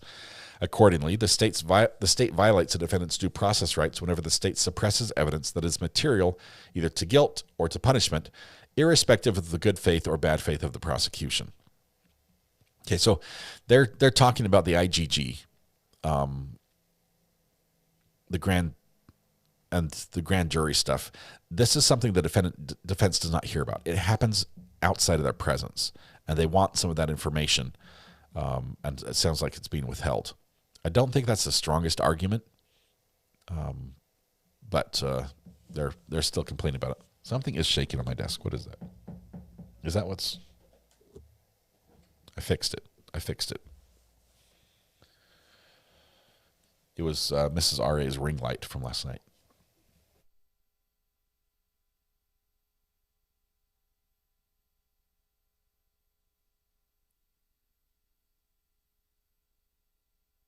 Snacks, welcome to the gallery. Thank you very much for your support.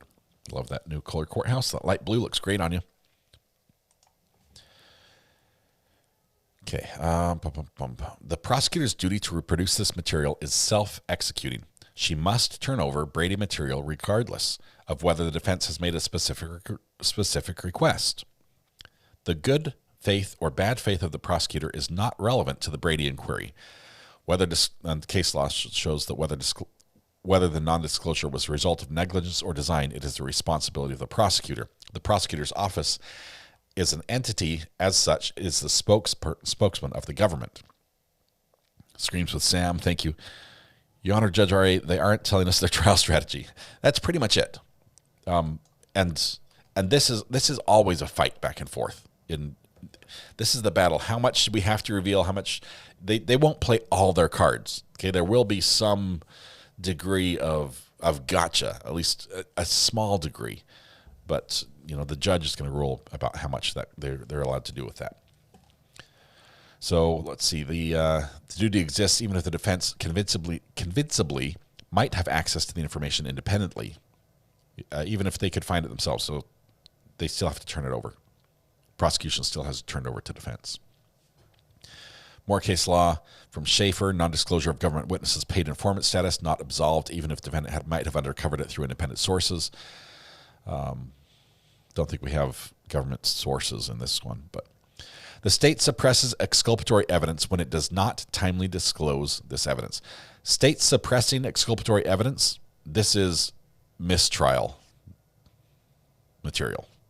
This was bad. If the state is hiding evidence that will keep the defendant from being convicted, that's an issue. And they're saying you're doing that when you don't disclose it in time. Because of why? Here, well, let's listen. To comply with their constitutional obligations, the state must disclose exculpatory evidence in time for its effective use at trial. Case law. When the state fails to provide exculpatory evidence in time for its use at trial, the state has suppressed the evidence in violation of a defendant's due process rights. more case law. The government suppressed exculpatory evidence by failing to timely produce statement of prosecution witness that differed from trial testimony. Additionally, when exculpatory materials have been disclosed too late for their effective use at trial, the untimely disclosure implicates a defendant's constitutional right to the effective assistance of counsel under the Sixth Amendment of the U.S. Constitution and Article 1, Section 13 of the Idaho Constitution. The right to the timely disclosure of favorable evidence guarantees an accused sufficient time to investigate and evaluate the evidence in preparation for trial. In addition to allowing for full investigation, which could lead to more favorable or exonerating evidence, the timely disclosure of Brady material can alert defendants to viable pretrial challenges, such as the suppression of evidence. And we've got case law from Gomez Orduno. Brady was violated in pretrial context by suppression of a report that would have demonstrated Fourth Amendment standing to a challenge to a search. Idaho Criminal Rule 16A, the Idaho Rules of Professional Conduct, the ABA Rules of Professional Conduct, and Brady progeny, that's anything that came after Brady is developed from it, all require timely disclosure of discovery materials, meaning prosecutors must turn over information at the earliest feasible opportunity, as soon as practical following the filing of charges against the accused. Idaho Rules of Professional Conduct mandate the timely disclosure to the defense. ABA Rules of Professional Conduct, timely disclosure to the defense. So they're arguing two things here. Defense has two main arguments. One, you've given us too much, we can never look at it. And two, you haven't given us enough. And they're making both arguments in the same filing. Which if you give them more, we would never have time to look at it. And if you don't give them more, you should have given us more. I don't know how the state can win in this one, right? Because they've turned over 68,000 copies of Encyclopedia Britannica, or their equivalent, and they're never going to get through them. In death penalty cases, mitigating evidence is material when it may well have been consequential to a jury's deliberations on punishment. In death penalty cases, Brady includes information that may not exculpate, but nonetheless mitigates punishment. So any information that would not necessarily make them not guilty, but could mean this is why you would want to only give him life in prison instead of death penalty. Let's see, case law for that is Cohn v. Bell. Remanded for resentencing so jury could consider suppressed evidence related to the defendant's drug addiction incurred as a result of honorable military service, right? He's addicted to drugs from his time in the military. That would be not exculpatory for a crime, but could reduce the punishment. As such, even when evidence is not probative at all regarding a defendant's guilt or innocence, or even when the evidence is more likely to support a finding of guilt during the first phase of a capital trial, the evidence may still be Brady material if it could lead to a lesser punishment. As the Supreme Court has emphasized, while evidence that is material to guilt will often be material for sentencing purposes as well, the converse is not always true. As such, when the state has elected to seek the death penalty, the Supreme Court has required a lesser showing of materiality to establish a Brady violation. A sentence will be reversed when the cumulative impact of the evidence may well have been material to the jury's sentencing decision. Idaho 475 vacating Cohn's sentence because the cumulative impact of the missing witness statements, police teletypes, and interview notes regarding Cohn's drug use may well have been material to the jury's sentencing deliberations, even though they were not material to the insanity defense of the guilt-innocence phase. Wow. The missing witness statements. Vacated sentence. Whew, that's a crazy decision.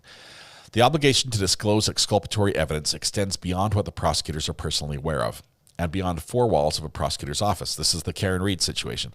It applies to federal law enforcement officers, state lab technicians, and other state actors, police departments, and everything, sheriffs, all of that, government agencies.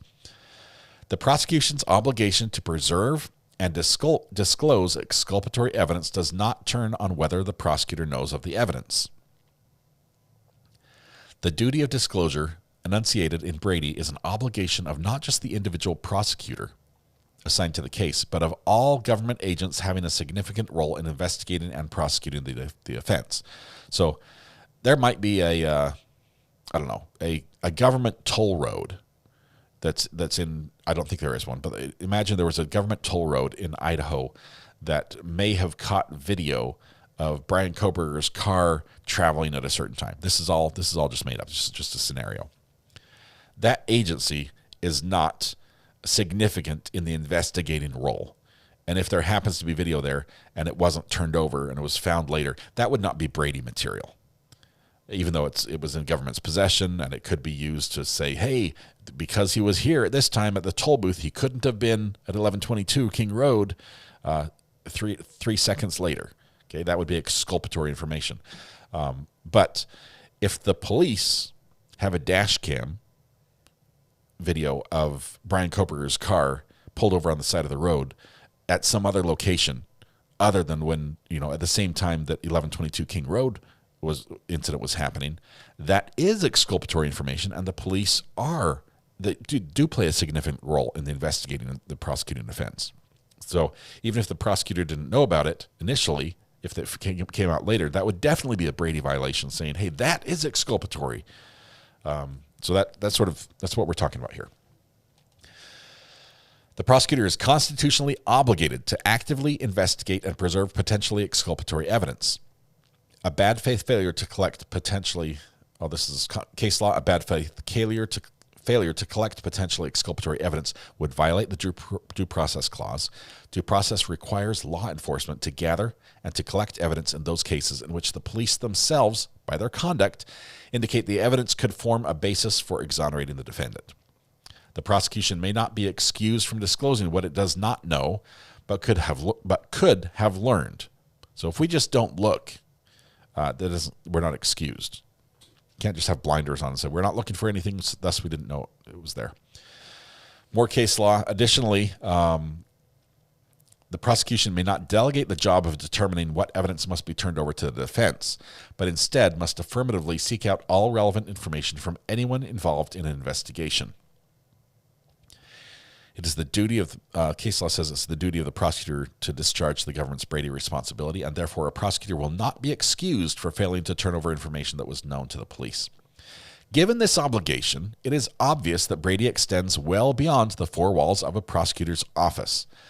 Because Brady does not require bad faith on the part of the prosecution, the state's obligation is an affirmative duty to learn of and then disclose exculpatory evidence in the custody of other members of the prosecution team, as well as any other state actors involved in the case. This can literally, AJ could copy and paste this into the Karen Reed filings.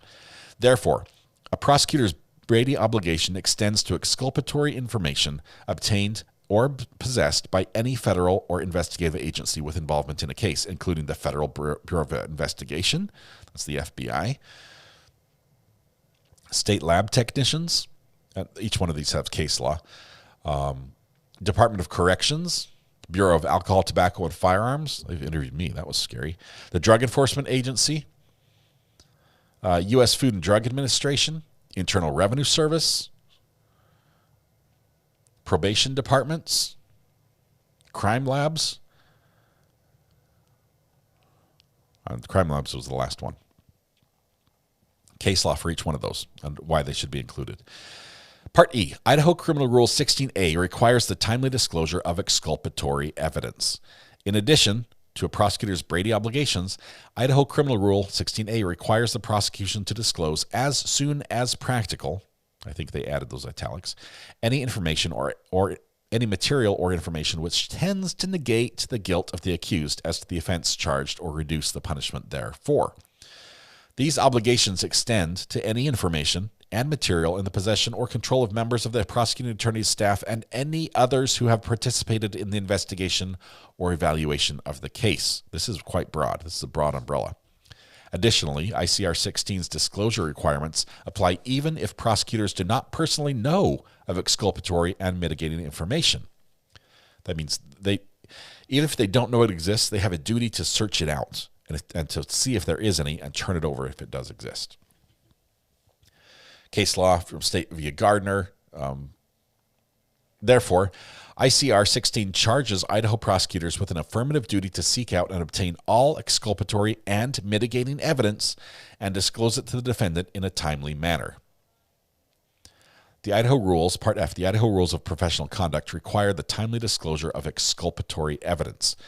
The Idaho rules of professional conduct and the ABA model's rules of professional conduct further recognize the prosecutor's ethical duty to make timely disclosure to the defense for all evidence or information known to the prosecutor that tends to negate the guilt of the accused or mitigates the offense, and, in connection with sentencing, disclose to the defense and to the tribunal all unprivileged mitigating information known to the prosecutor, except when the prosecutor is relieved of this responsibility by a protective order of the tribunal, which I think applies possibly in the IGG case in this situation.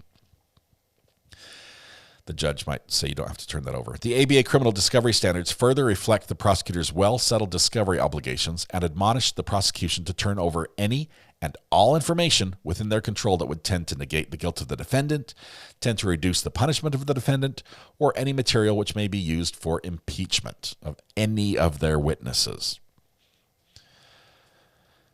Furthermore, the prosecution must disclose to the defense when they are aware of information, but do not have evidence verifying the information, when it would be discoverable if it were in their possession or control. The prosecution has turned over mountains of unorganized, electronically stored data that the defense counsel cannot possibly review prior to trial. I've got an idea. Release it to the public. Open it up. How about that? What do you guys say? Just put a big document hub out there, open it up to the public, and let us go through it. I bet collectively we could split up those 68,000 volumes of Encyclopedia Britannica and pick out all the relevant parts for you. Shark will do it. Shark, thank you for stepping up. I'll send Miss Taylor your information. Samantha's like, yep, count me in. Pick me. Honestly, no. My question here is, when you say that the prosecution has used AI to do this, why have you not used AI to do this? Because I realize AI, we use AI to make silly little songs, okay? And that is just skimming the surface of what AI can do. It is so powerful, especially on the research end. If you can feed it 68,000 copies of Encyclopedia Britannica or the equivalent of data and say, pick out everything that has timestamps that correlate to this time.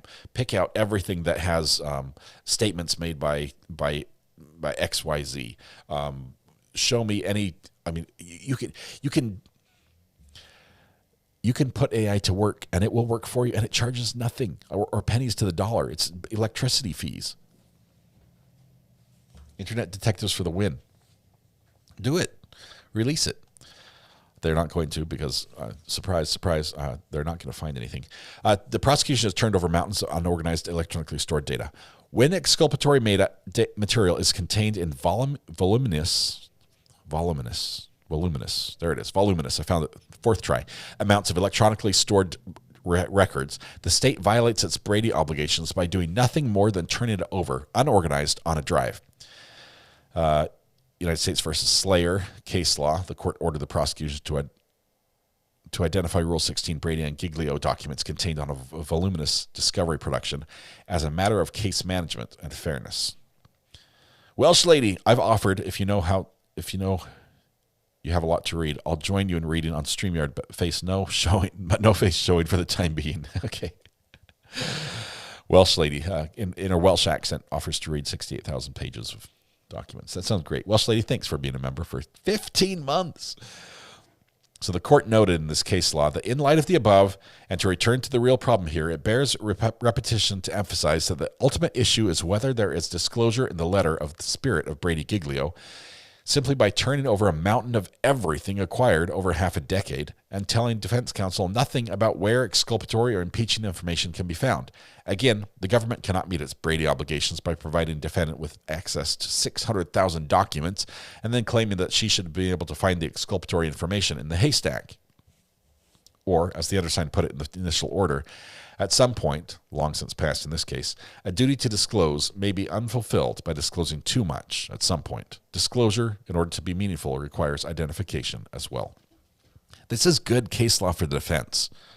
And Taylor's earning her money here. as a public defender. This is a strong argument, and the more evidence that gets turned over, the stronger her argument is. There is a responsibility. You cannot bury the defense in paper, and they'll never see the light of day. It's like, yeah, we gave it to you if you can find it. That's not fair.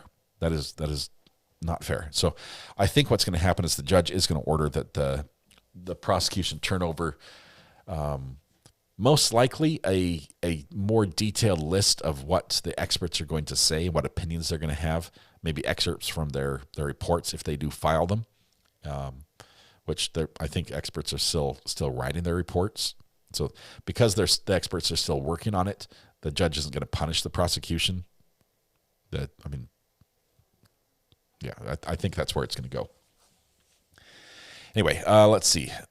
There was another case law that concluded the government must identify Brady materials in voluminous electronic records, that there is no authority for a conclusion to the contrary, and that it would be evisceration of constitutional rights to shift the burden to the defense to review the records and identify the Brady materials. Those Brady materials might be, it could be like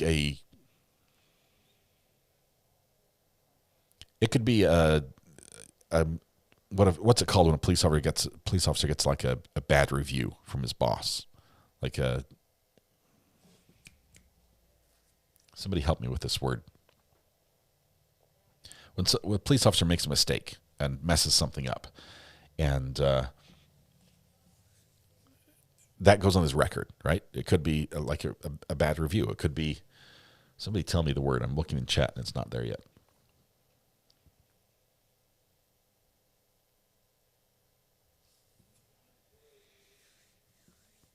A reprimand. Yeah, that's a great one. Greeners, I'll go with that one. If an officer gets reprimanded for behavior, say it's like, hey, you should not be bringing open containers to traffic stops and placing them in vehicles. Okay, as a police officer, that's not the right thing to do. You have to just look and see if they have an open container. I think I'm about to catch corrective actions, things like that. Now, does that have anything to do with Bryan Kohberger? No. But if the officer that made the traffic stop of Bryan Kohberger is a same officer who's been reprimanded for his behavior on traffic stops and for writing false reports or something like that, that becomes Brady material. Now you can say, okay, you're going to bring an officer in saying, yeah, I pulled him over. Let's bring this in. Let's go full, step back a little bit. Look at the bigger picture. This officer allegedly has been reprimanded, has been told off because he does shoddy work. Okay, that's going to be Brady material. It doesn't necessarily have to be something that says, you're right, we have a video of Bryan Kohberger watching stars hundreds of miles away, howling at the moon at the time this event happened. That would also be Brady, but they don't have that. So, all right, I can picture it though, howling at the moon and everything. All right, so there's the case law. More case law from Blankenship. Without more, the United States does not comply with the requirement of Brady by merely including all known Brady material within 4 million plus pages of discovery. You can't just bury it. The court concludes that the government's blanket provision here of 142 discs, including discs unrelated to this action, does not discharge Brady of its Brady and Giglio obligations. Good case law here. We need an index. So they continue. In the context of vast electronic records, even the circuit courts that have adopted the most narrow approach to a prosecutor's Brady obligations have held that the government must do more than simply produce the contents of these devices. In the United States versus Skilling, what is it? Affirmed in part, vacated on other grounds. Sorry, that punctuation, the apostrophe got me. It was aft in part. The defendant challenged the government's open file disclosure of several 100 million pages of discovery in an electronic file. However, the Fifth Circuit held that this voluminous discovery did not violate Brady obligations because the government provided copies of the electronic files to the defense. The electronic file was searchable. The government produced an index of hot documents, indicating the documents that were important to its case, as well as to documents that included potentially exculpatory evidence, and 4, the government had created a number of other databases to assist the defense's review of the evidence. As such, in the context of voluminous electronic data, this standard requires that the government go beyond merely providing the defendant with the open file. Analytical Blarney AB says, I didn't have BK turning werewolf on my bingo card. I can make that. AI can make that for me. I can submit his. I can give Grok his latest mugshot and say make this a werewolf, and it will do that. And then the judge can get mad at me. The state has taken none of the steps beyond mere production in this case. They've just dumped it on them. The electronic file is not searchable. What? Hang on. Whoa. The electronic file is not searchable? If this is true, this is a problem. The defense counsel must locate and click into each and every separate document, of which there are many thousands, to find its contents.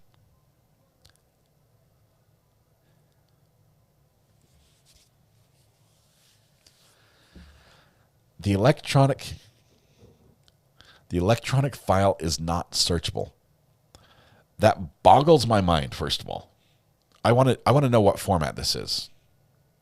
This is some sort of file tree that's sheltered, that can't be parsed by a script.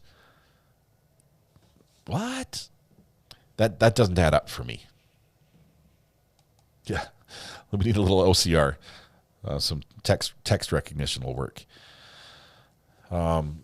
Defense counsel must locate and click into each and every separate document, of which there are many thousands, to find its contents. The state has not produced an index of documents that it will rely on in its case, or to the contrary, the expert disclosures deadline has come and gone without the state identifying its expert's conclusions and which documents it will use to support those conclusions. The state has not provided an index of Brady material, including exculpatory and impeachment information, nor an index of documents that are potentially relevant to the defense case.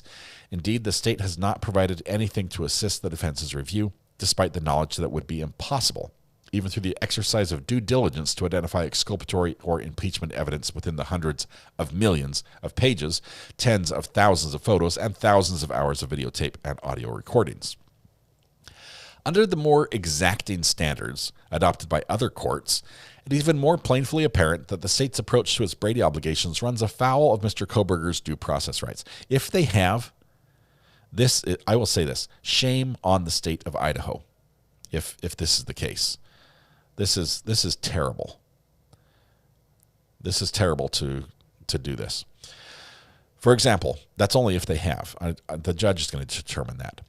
The District of Columbia has rejected the Fifth Circuit standard as too lenient, thereby directing the government to identify exculpatory information within its voluminous production. Got case law there directing the government to create an index for 600,000 pages of discovery. We've got many more than that. The government cannot meet its Brady obligations by providing Miss Sy with access to 600,000 documents and then claiming that she should have been able to find the exculpatory information in the haystack. Part 3.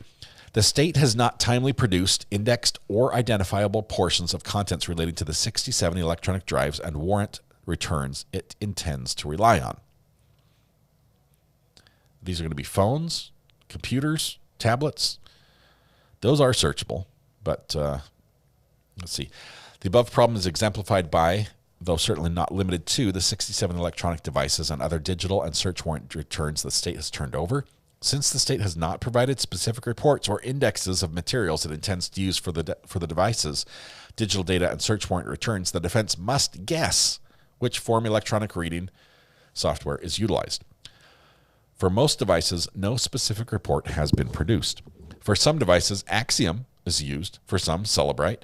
The software produces different results for the same device. Each device results in an enormous volume of information to sift through. A single cell phone often produces more than 10,000 pages of material.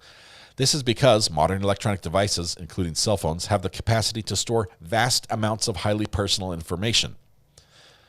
Case law for Riley v. California. People did not typically carry a cache of sensitive personal information with them as they went about their day. Now it is the person who is not carrying a cell phone with all that it contains who is the exception. Not only can these devices store immense amounts of information, but they also generate records that would otherwise never exist. A phone not only contains in digital form many sensitive records previously found in the home, it also contains a broad array of private information never found in the home in any form, unless the phone is. Given the capacity for a person's electronic device to effortlessly generate and compile vast amounts of information, searches of these devices typically expose far more than the most exhaustive search of a house, and may enable the reconstruction of the sum of an individual's private life. This is a great argument to not have a phone if you're worried about getting caught or being accused of a crime. Flip phone for the win, right? For most people, their computers are their most private spaces. People commonly talk about the bedroom in a very where are we going with this? In a very private space. Yet when they have parties, all the guests, including perfect strangers, are invited to toss their coats on the bed. But if one of those guests is caught exploring the host's computer, that would be his last invitation. Yeah, that's where I draw the line. As such, the contents of all the 67 electronic devices, digital data, and search warrant returns seized in this case contain enough information to paint a portrait of the daily lives of Mr. Kohberger, the victims, witnesses, alternate suspects, and people close to the victims. Given that the state's case is almost entirely circumstantial, patterns of evidence that emerge out of these devices may be key to the jury's consideration of guilt or innocence. Courts often describe evidence regarding potential alternative perpetrators as classic Brady material. New evidence suggesting an alternate perpetrator is classic Brady material in the Williams v. Ryan case. United States v. Jernigan, withholding knowledge of the second suspect, conflicts with the Supreme Court's directive that the criminal trial, as distinct from the prosecutor's private deliberations, be preserved as to the chosen forum for ascertaining the truth about criminal accusations. Roro just gifted 10 memberships. Thank you, Roro. Michelle Phillips in North Carolina. Among the recipients, Sandra P. Silly Claus. Great people, all of them. Good aim, Roro. Good aim. All right, more case law. Regardless of the state's ultimate conclusions about whom to prosecute, withholding knowledge of a second suspect conflicts with the Supreme Court's directive that the criminal trial, as distinct from the prosecutor's private deliberations, be preserved as the chosen forum for ascertaining the truth about criminal accusations. Let's see. Countless cases have been overturned due to the prosecutor's failure to timely produce evidence that could have helped the defense identify a potential alternate perpetrator. This is an interesting argument. This is saying, in all your searching, in all your gathering of data and video and receipts and phone records and ring cameras, and in all of that, you should have looked to see if there's someone else who could have done this. And if there was something that could possibly be used to say, look, there's another car that was in both videos. There's another car leaving the neighborhood going a different direction. That could, according to the timestamp, still work. That should be turned over and identified as Brady material.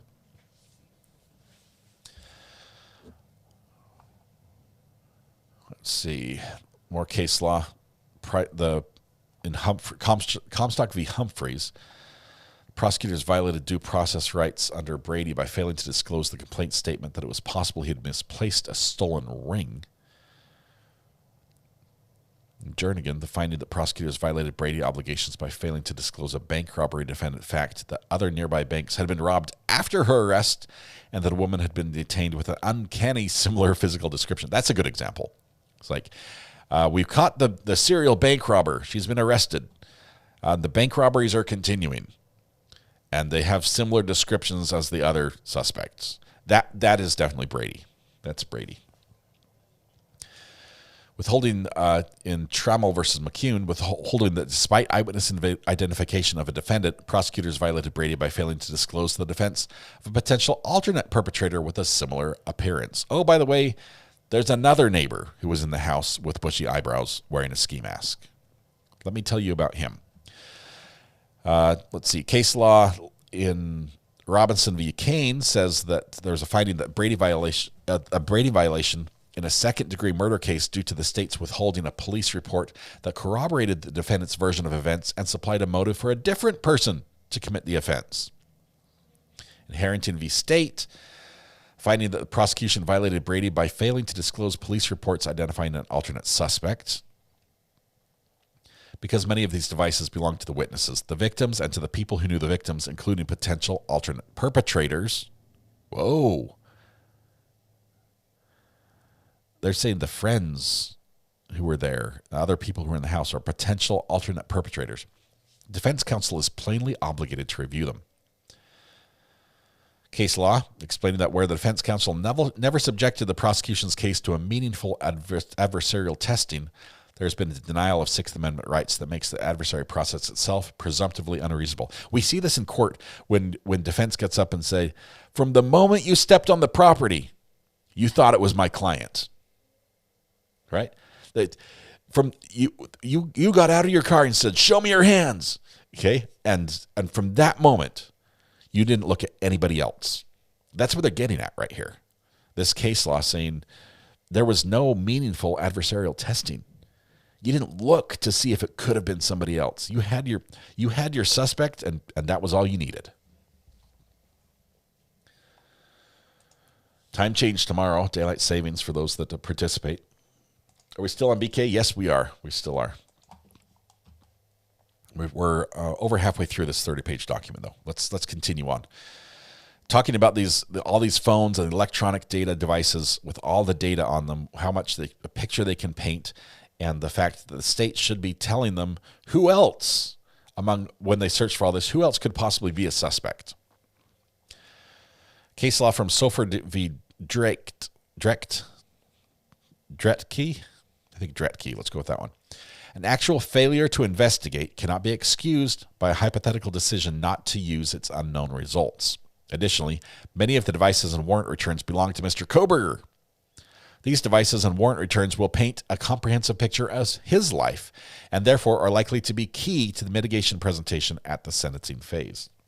We're going to hear all about every computer he's used, every phone he's used, every tablet he's used, what he's searched, where he goes, what he shops for, when he shops. We might find a lot more than we want to know about Mr. Kohberger.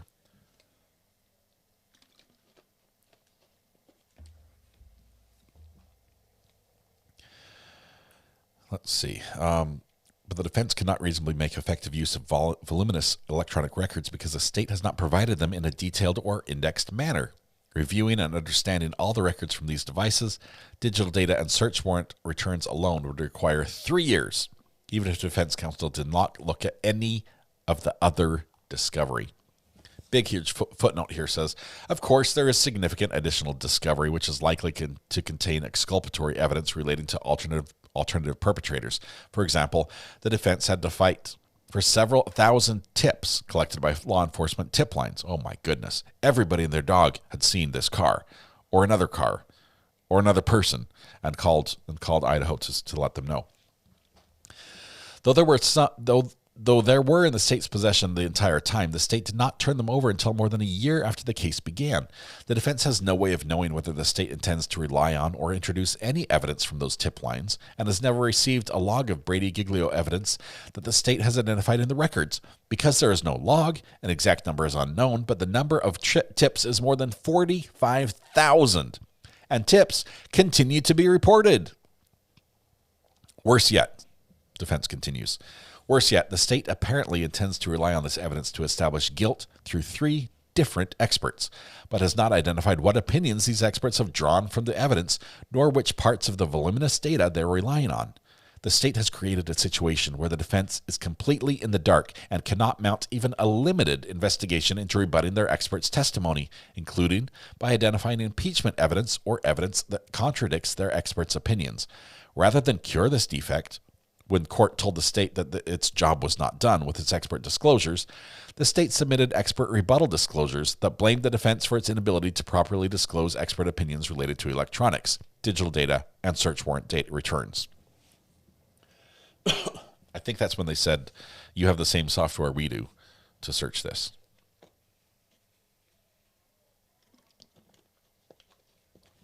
What defense is trying to do here is, okay, how many of you have played poker by a show of hands?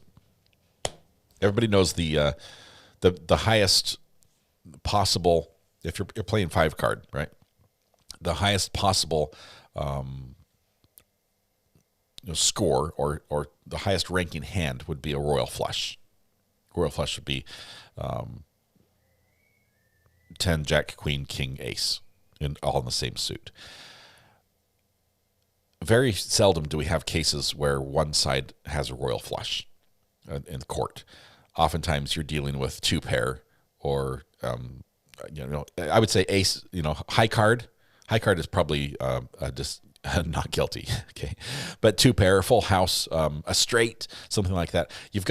It would be nice to know what the other side had if you were playing poker. And defense here is asking to see the state's hand before we start betting. Show us your cards, and then let us decide what to do.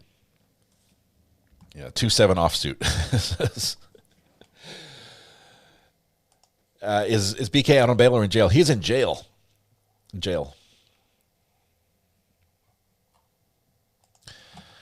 And he will probably remain there. The state's failure to timely disclose this evidence in a meaningful way has prevented Mr. Kohberger from developing a full defense to the allegations in this case. As a result, the defense will not have the ability to identify the critical pieces of evidence or conduct necessary follow-up investigation on those pieces the state intends to rely on in the merits phase. The merits phase is the first part. The failure of the state to identify important documents in the massive electronic data dump, including exculpatory documents, will hamper Mr. Kohberger's ability to meaningfully contest the state's theory. Moreover, the state's failure to identify exculpatory documents relating to the sentencing phase will prevent a capital jury from receiving a complete picture of the life of Mr. Kohberger, supported by electronically generated records. Riley describes the distinct characteristics of modern cell phones that make them indispensable in an investigation. Therefore, by dumping the contents of 67 electronic devices, most of them phones, I believe, digital data and search warrant returns on defense counsel without identifying the pertinent information within them, the state has violated Mr. Kohberger's due process rights and his right to the effective assistance of counsel at both merits phase and at capital sentencing proceeding, as well as his statutory rights under ICR 16. Reviewing discovery is only the beginning of defense counsel's obligations. The defense must have time and opportunity to conduct independent investigation of the state's evidence.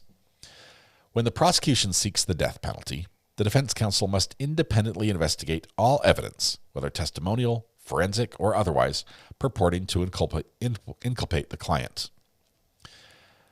There's ABA guidelines for death penalty cases that set forth the expectations and obligations of defense counsel in capital cases, over 178 pages of guidelines and commentary.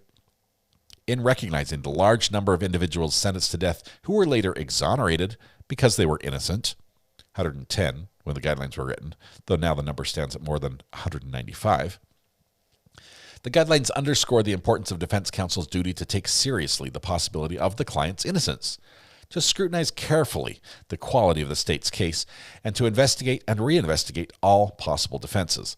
Thus, a meaningful ability to review discovery and the state's case is essential to the right to a fair trial and effective assistance of counsel in a capital case. This is a case where the facts are in great dispute. Mr. Kohberger asserts his innocence. There is no confession. There is no video or audio of the crime. There is no weapon. There is only trace evidence on a movable object, a knife sheath. Having full knowledge of the state's expert opinions and the documents that will rely on will provide leads for further investigation to uncover exculpatory evidence or to impeach prosecution witnesses. In addition to a complete investigation of every piece of the state's case, counsel is responsible for identifying and considering all legal claims potentially available, even if those claims have consistently lost in that jurisdiction. Counsel should object to anything that appears unfair or unjust, even if it involves challenging well-accepted practices. You've got deathpenaltyinfo.org, innocence list those free to death row. That's where we got the 195 count from.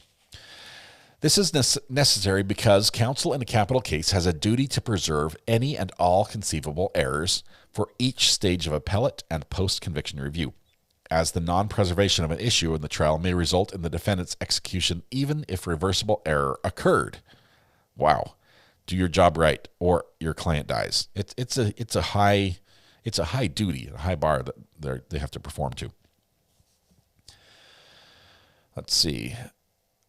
There was a decision explaining the case in which, from a joint capital trial, one defendant was eventually executed because his counsel failed to object to women being excluded from the jury, while the other co-defendant's case was reversed and he's now serving life in prison because his attorneys preserved the issue. Whoa. Two defendants, same crime, charged with murder. One counsel objects at a point, the other one doesn't. The counsel that doesn't object, his client gets executed. The other one is reduced to life in prison. That's why you object in a timely manner. That's crazy. In a case as complex as this one, the state's failure to direct the defense to evidence it will rely on in accordance with the state's schedule is highly prejudicial. It will undoubtedly impact the defense's ability to meet the evidence at trial, develop a comprehensive defense strategy, and adequately respond to each aspect of the state's case, and complete all pretrial litigation about the admissibility of the evidence. Even assuming the state discloses detailed expert disclosures and an index of hot documents tomorrow, counsel will need the remaining months before trial to conduct independent investigation into the evidence and witnesses, identify evidence that contradicts the state's theories, and incorporate all the new information into the defense's case. There's a case law finding that the state suppressed exculpatory evidence by identifying an eyewitness days before trial, such that the attorney could not reasonably be expected to suspend other trial preparation to interview the witness, and thereby constituting a failure to make sufficient disclosure in sufficient time to afford the defense an opportunity for use. It will not be possible to do this to the extent required in a death penalty case, in addition to identifying and preserving all the related legal claims that could stem from the evidence. Thus, as discussed below, because heightened reliability standards cannot possibly be met on this time frame, the court must preclude the death penalty. This is a capital case, and heightened due process applies. The Supreme Court has been clear that the death penalty must be reserved for only those few offenders deemed extraordinarily culpable, and therefore uniquely deserving of death. Case law says the average murderer is insufficiently culpable to justify the most extreme sanction available to the state. Atkins v. Virginia, while every murder is appalling, the only most extreme qualify for the death penalty. A case is not capital just because it's the worst murder a community has ever seen, nor is it capital because it technically checks the boxes of the necessary aggravating factors under a capital sentencing statute. A case may only appropriately be capital if, in the words of the U.S. Supreme Court, when it falls into a very narrow category of the most serious crimes, and involves a defendant whose extreme culpability makes them the most deserving of execution in the entire country. Roper v. Simmons explained, also in Kennedy v. Louisiana, explaining that the death penalty must be limited to those offenders whose extreme culpability makes them the most deserving of execution. Heightened constitutional obligations apply in death penalty phases because of life or death sentencing decision is qualitatively different from sentencing decisions involved in any other kind of case. In Woodson versus North Carolina, my own state, the nature, quality, and gravity of death cases makes the defense of capital cases fundamentally unlike any other type of legal endeavor. That's why they have to be death penalty certified lawyers. As a result, death penalty trials require especially stringent due process from both the judge and attorneys and may not be treated as standard criminal cases. Lots of case law, Florida, South Carolina, Idaho. Courts must go to extraordinary measures to ensure the death penalty trial is fair. Mississippi says so long as Mr. Kohberger's death is the possible result of this case, the state of Idaho and this court must go to extraordinary measures to protect his constitutional rights. Mr. Kohberger has been prejudiced by the state's failure to fulfill its disclosure obligations, and judicial remedy is required.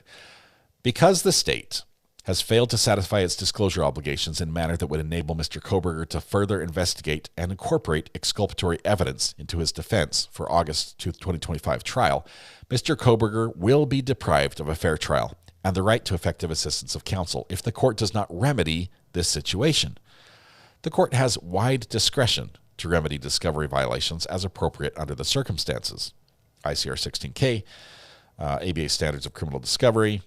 Generally, when the state has failed to timely produce evidence in violation of the Constitution, the trial court must choose between barring further prosecution or suppressing the state's most probative evidence, literally holding the evidence out, saying you can't bring it in, you're too late.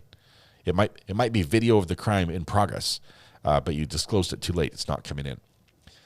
In the past cases, courts have entirely dismissed indictments based on discovery violations to protect the defendant's constitutional rights, to sanction the government for misconduct, and to deter further future Brady abuses. Case law from United States v. Diabate, dismissing indictment because the prosecution failed to follow two local rules of discovery, requiring them to inform all law enforcement agencies of the discovery obligations and require all agents involved in the case to maintain contemporaneous notes. Also, case law from United States versus Dollar, dismissing the case with prejudice after government flagrantly breached its obligation under Brady to produce exculpatory and impeachment materials in a timely manner. And State v. Martinez out of Washington, affirming the trial court's finding that the defendant was prejudiced because late discovery compromised defense counsel's ability to adequately prepare for trial. State v. Harris, affirming trial judge's dismissal of a case when exculpatory material was withheld. Lots of case law. Mr. Kohberger is not requesting dismissal of the indictment for these violations, at least at this point. Because 5 months remain before trial, the defense believes there are remedies that this court can order short of dismissing the case that will likely remedy a significant amount of this prejudice. 1. This is what they want the judge to do. Preclude experts and testimony not properly and timely disclosed by state, which is all of them, according to the defense. Mr. Kohberger requests that the state be prohibited from introducing experts, testimony, and underlying evidence that has not been properly detailed in an expert disclosure for which the deadline was January 9th, 2025. Those specifics are detailed in the accompanying motion in limine. 2. Require the state to provide a hot documents index of information it intends to rely on, as well as Brady and Giglio evidence in accordance with the minimum standards for voluminous electronic discovery. That is probably going to happen, is my guess. Given the compounding prejudice of late disclosure and with the extreme amount of discovery has been provided in a format that does not meet the minimum standards that courts have considered, Mr. Kohberger respectfully requests that this court order the state to provide, within 2 weeks, or at the soonest this court deems reasonable, a detailed index of the discovery and evidence they intend to rely on at either the merits phase or in the sentencing, and a detailed index of Brady and Giglio documents and evidence, including potentially exculpatory or impeachment information. Given the amounts of data, the government cannot meet its Brady obligations by providing Mr. Kohberger with access to more than 68 terabytes of data, and then claiming that he should have been able to find the exculpatory information in the haystack. Both these indexes should include location of the document in a way that makes it easily identifiable by the defense. And there's some case law ordering the government to identify Brady information within electronic discovery already produced. Footnote here from Mr. Kohberger. Mr. Kohberger, this is when he said back at the top, this footnote, the top right here, Mr. Kohberger is not requesting dismissal of the indictment for these violations, at least at this point. That's where the footnote comes in, right up here. And the footnote is, Mr. Kohberger reserves the right to request dismissal if and when the circumstances warrant it. The state's current method of noting the date that has produced a batch of discovery and the number associated with a disclosure pleading is not a detailed index. As discussed above, evidence... I got the hiccups, hang on. Need some more water.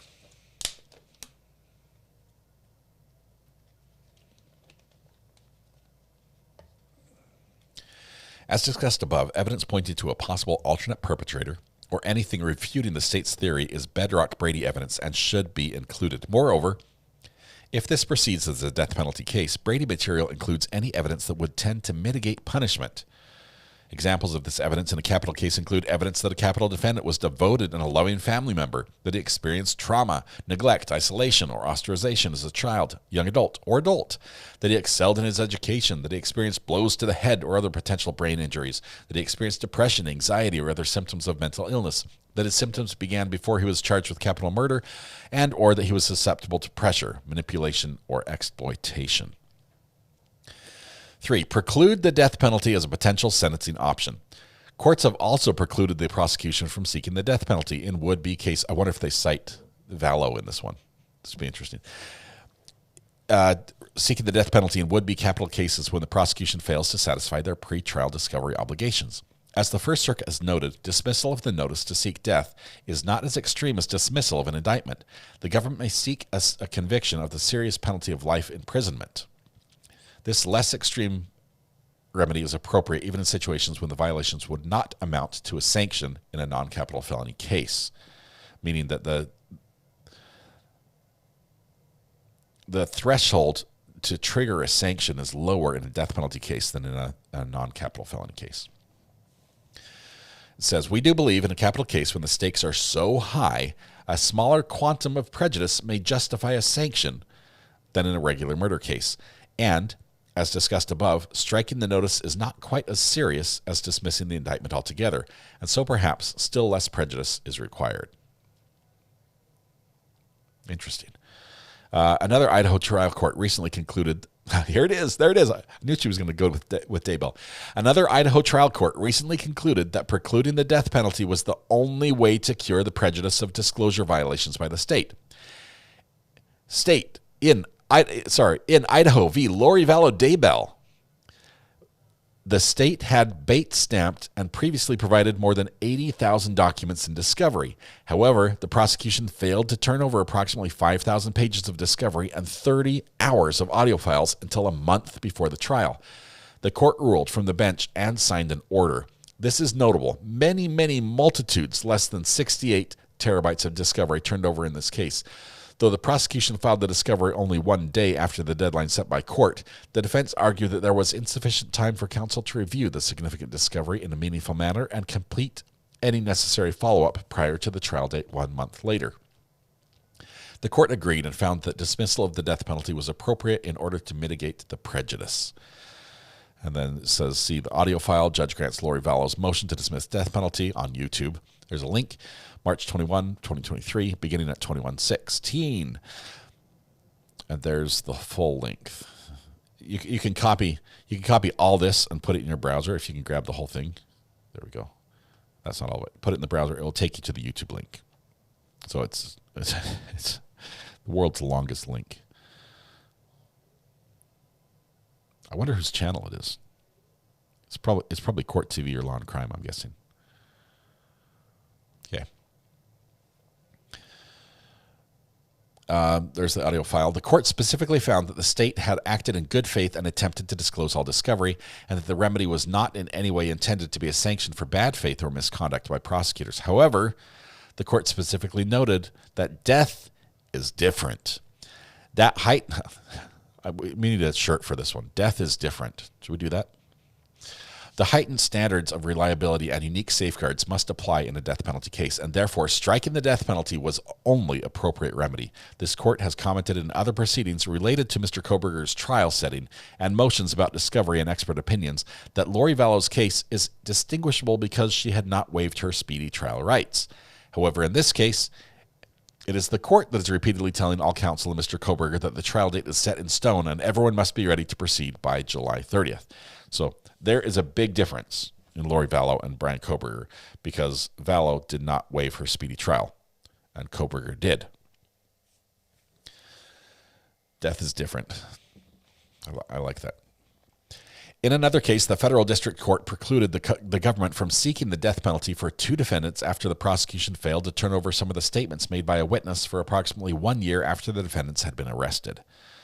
That's in United States v. Joel Manuel Rivera Clemente and Josine Clemente. The judge found that the defendant had been prejudiced because the prosecutor's repeated delays and failures to provide timely and full disclosure hindered the defense's ability to investigate the crime. Due to the fact that the discovery was not disclosed in a timely manner, the prosecutor's conduct easily passed the threshold to bar the government from seeking the death penalty. And preclusion of the death penalty was the only viable remedy that protects the dignity of the process and the rights of the death penalty eligible defendant. In yet another case, the court declared a mistrial and precluded the death penalty after discovering the state did not turn over all the notes from one of the investigating officers. That's State v. Bellamy. The judge specifically noted that the prosecution was not aware of the notes and had not acted willfully or in bad faith, but that their regrettable and unintentional failure to fully comply with their discovery obligations had deprived the defendant of his rights of due process, a fair trial, and effective assistance of counsel. While a mistrial alone may have cured the violation, the court ordered preclusion of the death penalty in the retrial as an additional sanction. In a case like this one, where more than 68 terabytes of discovery has been produced, the failure to direct the defense to evidence and discovery it will use in support of expert conclusions as required by the disclosure rules will result in the same prejudice as if it was not turned over at all. Several other judges have struck the death penalty as a sentencing option in response to disclosure violations as well. You've got State v. Montgomery. The trial court declared the case non-capital as a sanction for discovery violations by the state. That was in 2012. United States v. Rosario, which ordered the case to proceed as a regular felony proceeding after the prosecutors failed to timely turn over unredacted discovery to the defense. United States versus Gomez Almeida, precluding the death penalty where the prosecution failed to clarify the nature of a meeting with the Department of Justice regarding the case, coupled with the prosecution's flagrant and admitted disregard of this court's discovery deadlines. Wow, I've got 46. Someone's blowing up my phone.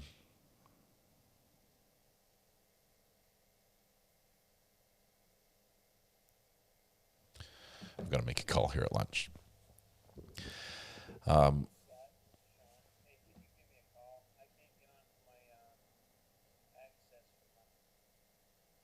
Okay. Mr. Kohberger has repeatedly brought forth facts that demonstrate serious prejudice to his due process rights. He has repeatedly raised the issue of the chaotic and disorganized production of discovery. He has repeatedly compelled discovery. Regardless of whether it was purposeful or inadvertent, the prosecution has shirked its responsibility to fulfill its constitutional obligations to provide timely disclosure to the defense. As a result, the defense's ability to investigate has been seriously impeded. Regardless of whether the failure to organize the voluminous discovery into a searchable and usable form, identify potential exculpatory evidence, and provide minimally adequate expert disclosures on the timeline set by this court is intentional or merely the result of inattention, the prejudice is the same. Indeed, other courts have precluded the death penalty on far less, and bad faith is not the standard for applicability of sanctions.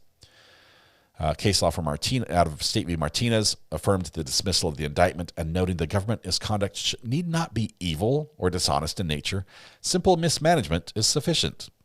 They could just be inept. Out of North Carolina, there's a precluding the death penalty because of clear absence of willful conduct or bad faith. In State v. Montgomery, the precluding the death penalty based on considerations of due process for capital punishment without addressing good faith or bad faith as on the part of the prosecution, noting that everyone involved in this case wishes the violation had never happened. Striking the death penalty is the only remedy that begins to adequately address the prejudice to Mr. Kohberger. Even with a hot documents list and detailed expert disclosures, which they're probably going to get, the minimum necessary for this case to proceed to trial, counsel is at a massive disadvantage given the limited resources as compared to the state and the fact that only 5 months remain before trial, and the tactical advantage the state has gained because the defense complied with the court's disclosure deadline cannot be remedied after the fact.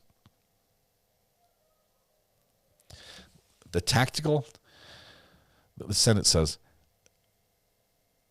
and literally, it starts with an and.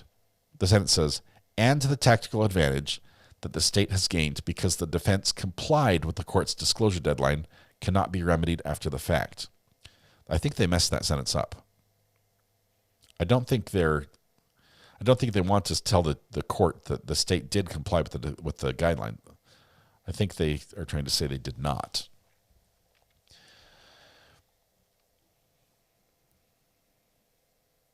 I don't like that sentence very much. Though counsel could proceed to a non-capital trial by making strategic decisions about what to follow up on in the limited time frame, counsel will not have time to complete the type of investigation that would be necessary to meet the required heightened reliability standard in death penalty cases in light of the late disclosures and mountains of discovery. This is in bold. Well, not the whole thing, but just that section. There we go. This is the... When they put it in bold, they mean it, right? This is what they want to stand out to the judge.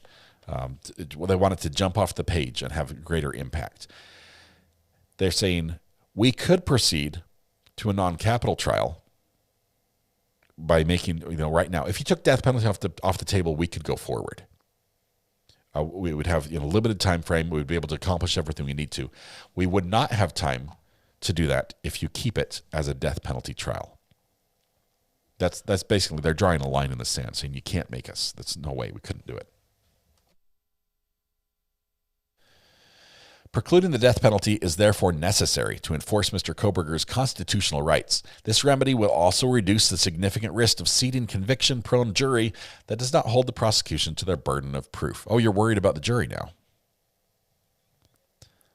It will also reduce the significant risk of seating a conviction-prone jury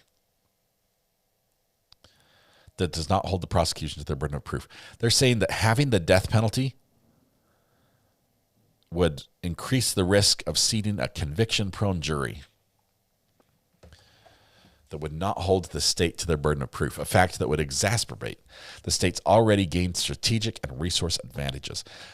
Though a risk will remain that the extensive and prejudicial pretrial publicity will negatively impact the fairness and accuracy of the jury's fact-finding, this risk will be mitigated when it is not compounded by the process of death qualification, a process that skews the jury towards the conviction and death during voir dire before a single piece of evidence has been presented. What she's getting at here, I think, is that in voir dire, as the potential jurors are brought in and seated, they'll answer a questionnaire, and one of those questions will basically say, can you check the box on a death penalty verdict? Do you have the moral fortitude or belief system that will allow you to check the box and say yes, if proven? And she describes that as being a conviction-prone jury.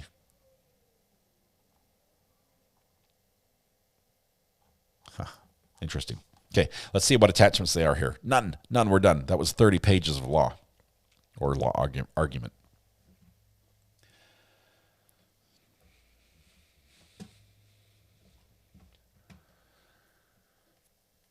There is a death penalty today being carried out today in South Carolina by firing squad. I'd see that in the news.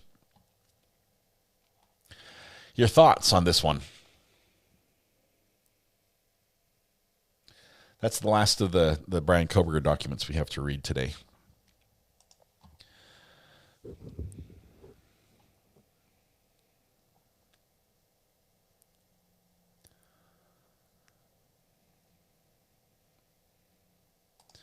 Lori Vallow Dateline interviews tonight. Intrigued to watch. Ashley, this is fascinating. First of all, it was brought up. Lori Vallow was brought up in this last document we read from BK. Oh, I need to tell you when it was filed. Let me pull that one up again.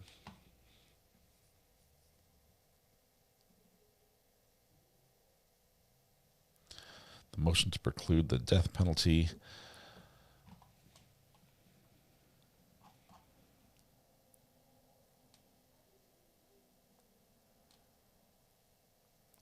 was filed the 24th day of February 2025. So about a little over a week and a half ago. Okay, so Ashley, Lori Vallow Dateline interviews tonight. Intrigued to watch. Okay, how does Lori Vallow? I'm also intrigued. I'm not sure if I'm going to watch the thing because I'm going to be busy. But how do you tell the court, I want cameras thrown out of the courtroom? They shouldn't be allowed to watch as invasion of privacy, and then do a Dateline special where you sit down for an interview. How do you reconcile those two? You know, I need my privacy and please put me prime time. Asking for a friend.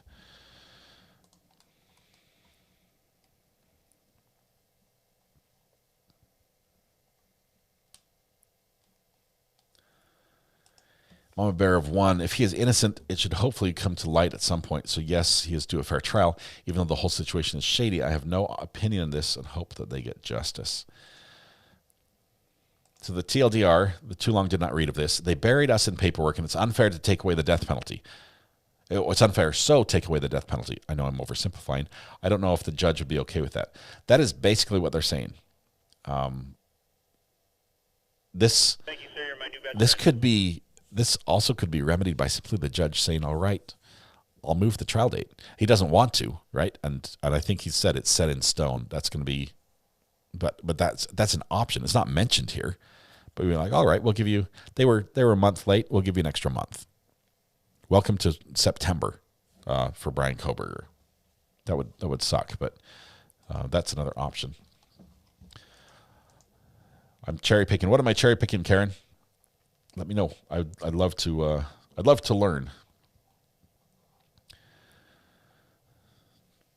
Actually, you let me turn off the slow mode because I just asked you a question. I don't think you can answer for a little bit. Oh, there's no slow mode. You can answer. Feel free. Let's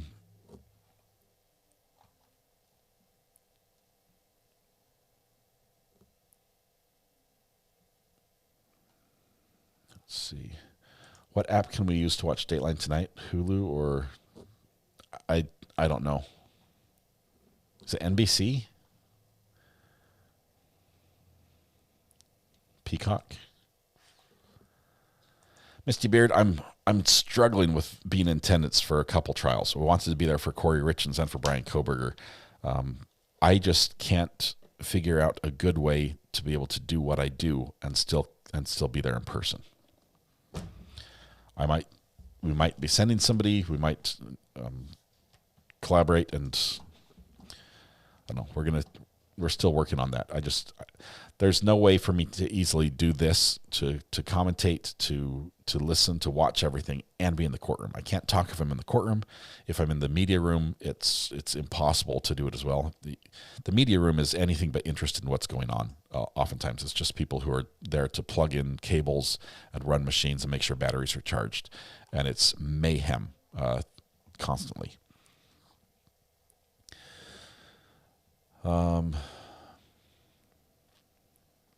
Lori wants attention. That's my take. She loves the dramatics. Do you think going on Dateline is going to hurt her argument to have the cameras thrown out?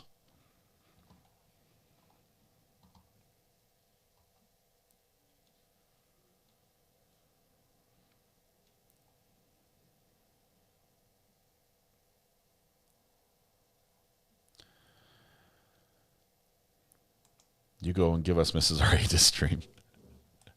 There's no way she would sit through that. Plus, she teaches our kids school. She can't do that all the time. It's the fact that she doesn't even give that to the judge as a lesser option that makes this feel like a really reach solely for removing the death penalty. Okay, what we have not heard and we know is coming is actually, let me go back to the document page. Idaho.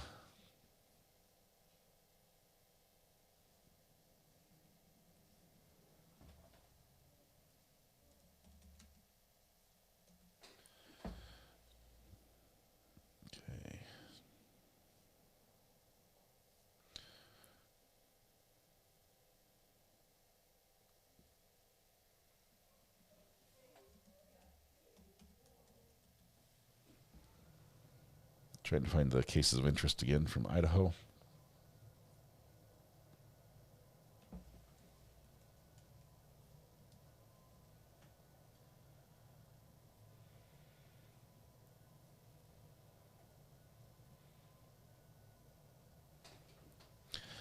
All right, the ceiling.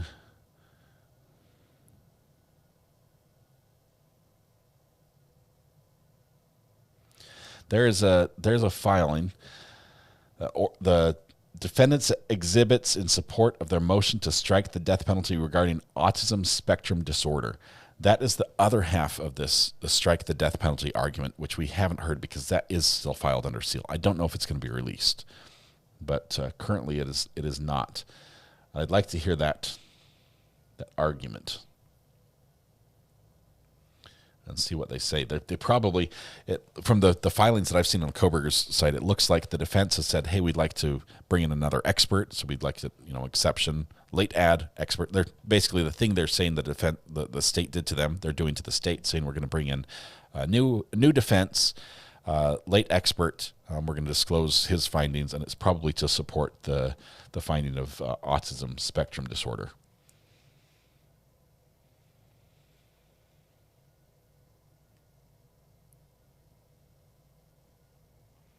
But we'll keep watching on that.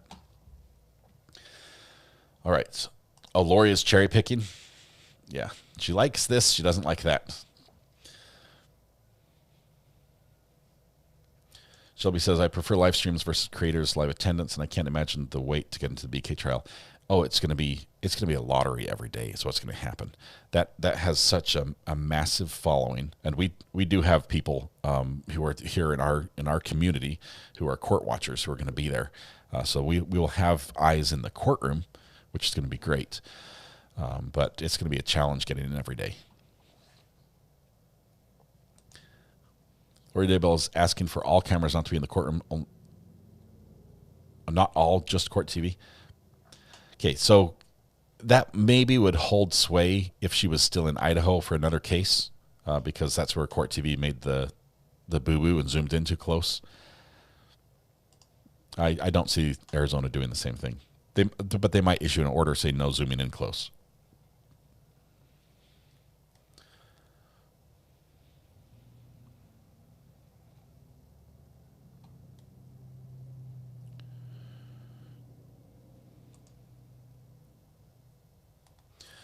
Christopher, the reason why they're asking for death penalty to be off the table is because he has autism and cannot assist in his own defense, not because he cannot appreciate the punishment.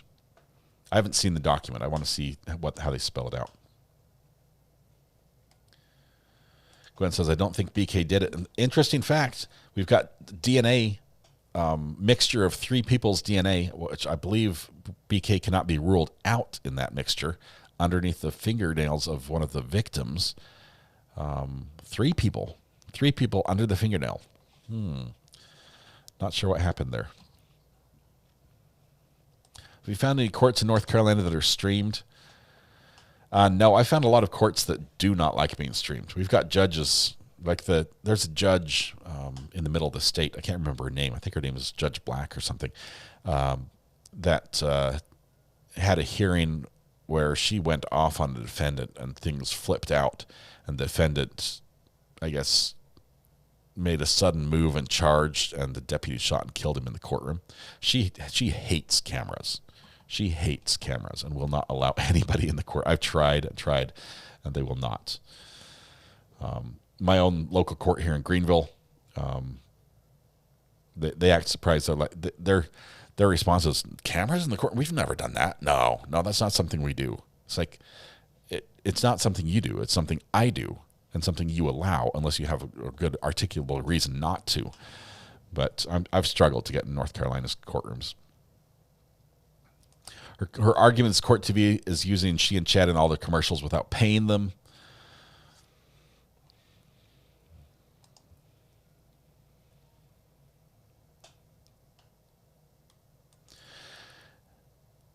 Is it possible the third one is dog DNA under the fingernails? I don't think so. I think the DNA is different enough that it would not be the same. They shot a guy in court. Yes. Shot and killed. Dead.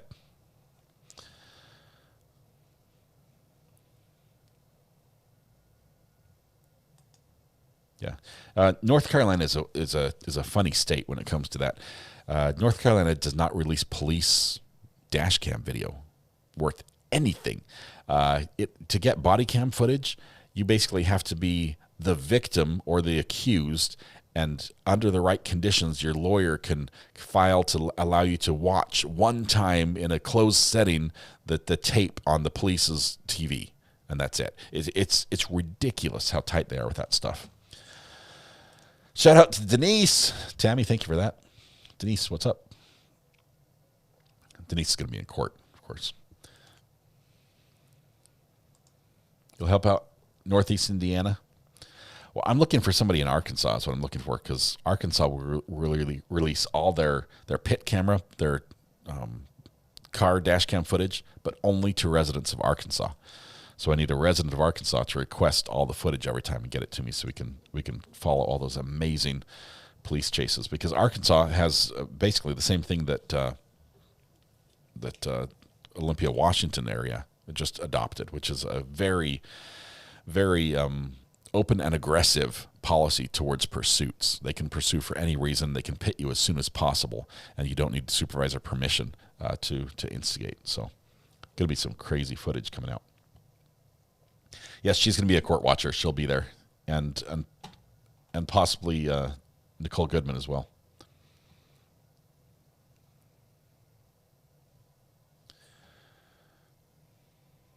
Doesn't FOIA say they have to give people these kinds of things? The FOIA laws in North Carolina say that you cannot get them. Yeah, it's a protected document.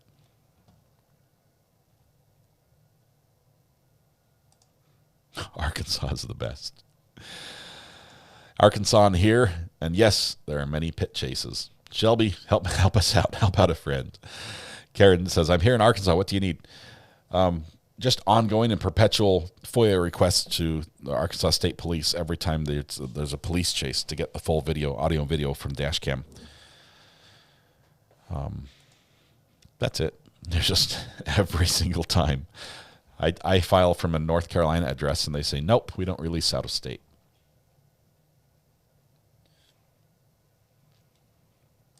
There are some federal FOIA rules, but each state sort of handles their own as well. Am I allowed to mail homemade chocolate to me? I prefer not to have homemade food mailed, if that's all right. Camilla, send us pictures on Facebook and just we will ooh and ah over it. I'm not a big sweets guy, believe it or not. State Boys. We want to do the same thing State Boy does. State Boys shows a lot of Arkansas chases. Their entire channel is dedicated to Arkansas police chases. I would like to be able to supplement my channel. The problem is State Boys and some of the other channels, I can't just use their feed. A lot of times they will supplement the feed with information, with music, with a variety of other overlays, closed captioning, added value that gives them ability to copyright that, and it would strike me if I used it. So I need the original. I just need Trooper Bird. Trooper Bird he's leading the scorecard when it comes to pit maneuvers.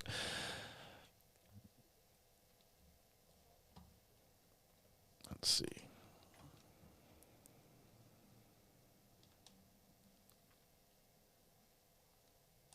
Son of Sam laws actually were found unconstitutional. In most states, I think they've been gutted. If they still exist, they're gutted, and they can only take part of the revenue, part of the proceeds that a convicted felon receives from like a publication or a book or something. Natural state transparency is amazing. They're another one up there with State Boys.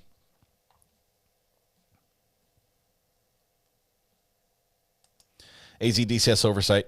I like Arizona. They're pretty open that way. All right. That being said, I've got a call from somebody who needs my help, and I need to do this on lunch. On lunch break, I have to do a couple things. I've got to set up all my gear I need for the event tonight to live stream and basically just make sure everything's working.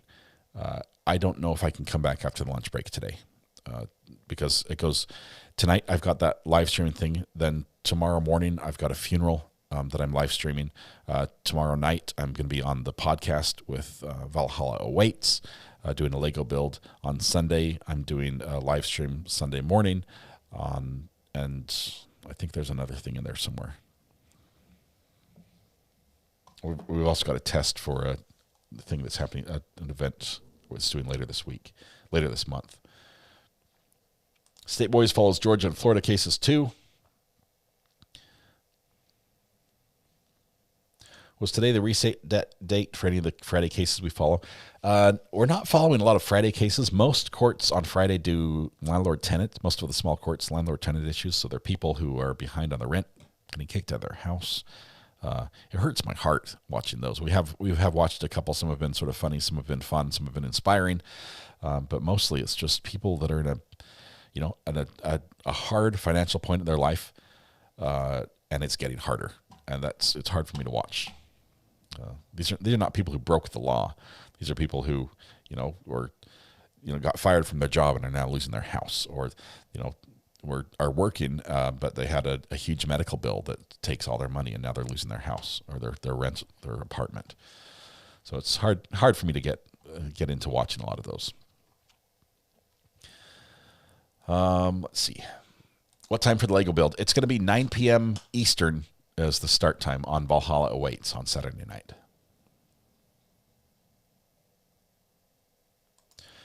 There's a channel for live feed security cameras at gas stations because there are so many shooting at a particular station. Close the station. Oh my goodness. I've seen there's a channel just from a specific gas station where they show the videos of the people who shoplift from the station. And they commentate, and it's hilarious. Oh, my goodness. I've got to find that one.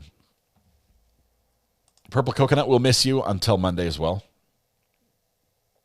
Christy, that was one of the favorite ones. That was one of the inspiring moments. You guys are amazing for that. Welsh Lady, thank you. I'm not nervous. I'm really excited to hang out with them. Get to hang out with Wendy, MLS, Making Law Simple, and Valhalla Awaits. And I get to play with toys. So it's exciting. The toys I have.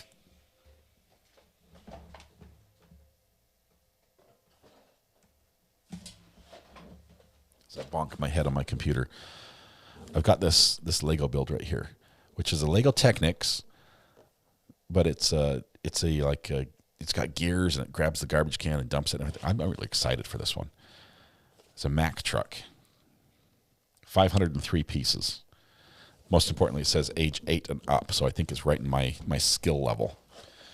But I'm going to do that one, or I have one right over there that you can't see that's thousands of pieces. Dare me to try to do the thousands of pieces one? Because I think the rule is the live stream doesn't end until I'm done.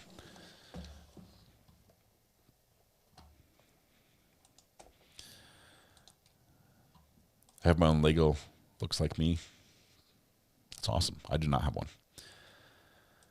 I will take the afternoon off just to get ready. If for some reason something happens and we want to jump back on, and I'm ready for the event tonight and tomorrow morning and tomorrow afternoon and all that, then we'll be back. Do it. Yikes! Look, hard Lego set. This one is hard. I mean, I think this is hard because it's not the traditional Legos. It's Lego Technics, and so they join using posts and rods, and I've never built with those before. So I'm going to be literally instruction one line at a time building this. I hope the instructions are good.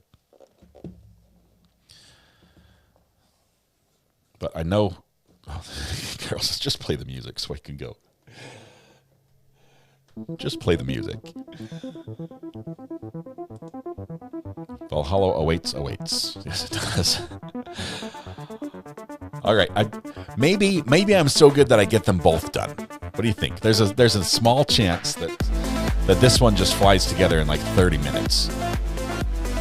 And let's see, do the math. 503 divided by 30 minutes. How many pieces per minute is that? I could do it. It could happen.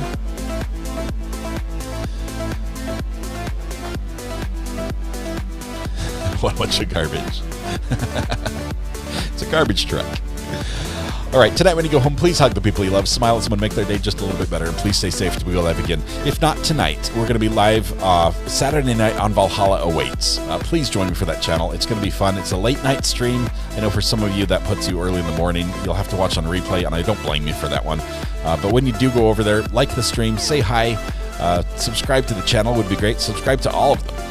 Subscribe to MLS and everybody. So that would be great. Are we coming back? I can't promise I'm coming back just because I have to get ready for a gig and I've got to make a call. I've got to let people in remotely access a building, and I have access to some crazy software that will let me do that. I've got to fix that. So let's see. My son has that one. He is 9 and he did it in 30 minutes. Oh, there. Good. You set the bar. Now if it takes me an hour, Iris, then what? All right. There will be goats. There will be goats. Y'all have yourselves a fantastic weekend. Stay safe. We'll see you on Monday. And we'll see you on Saturday night. All right. Have a good one. Bye-bye.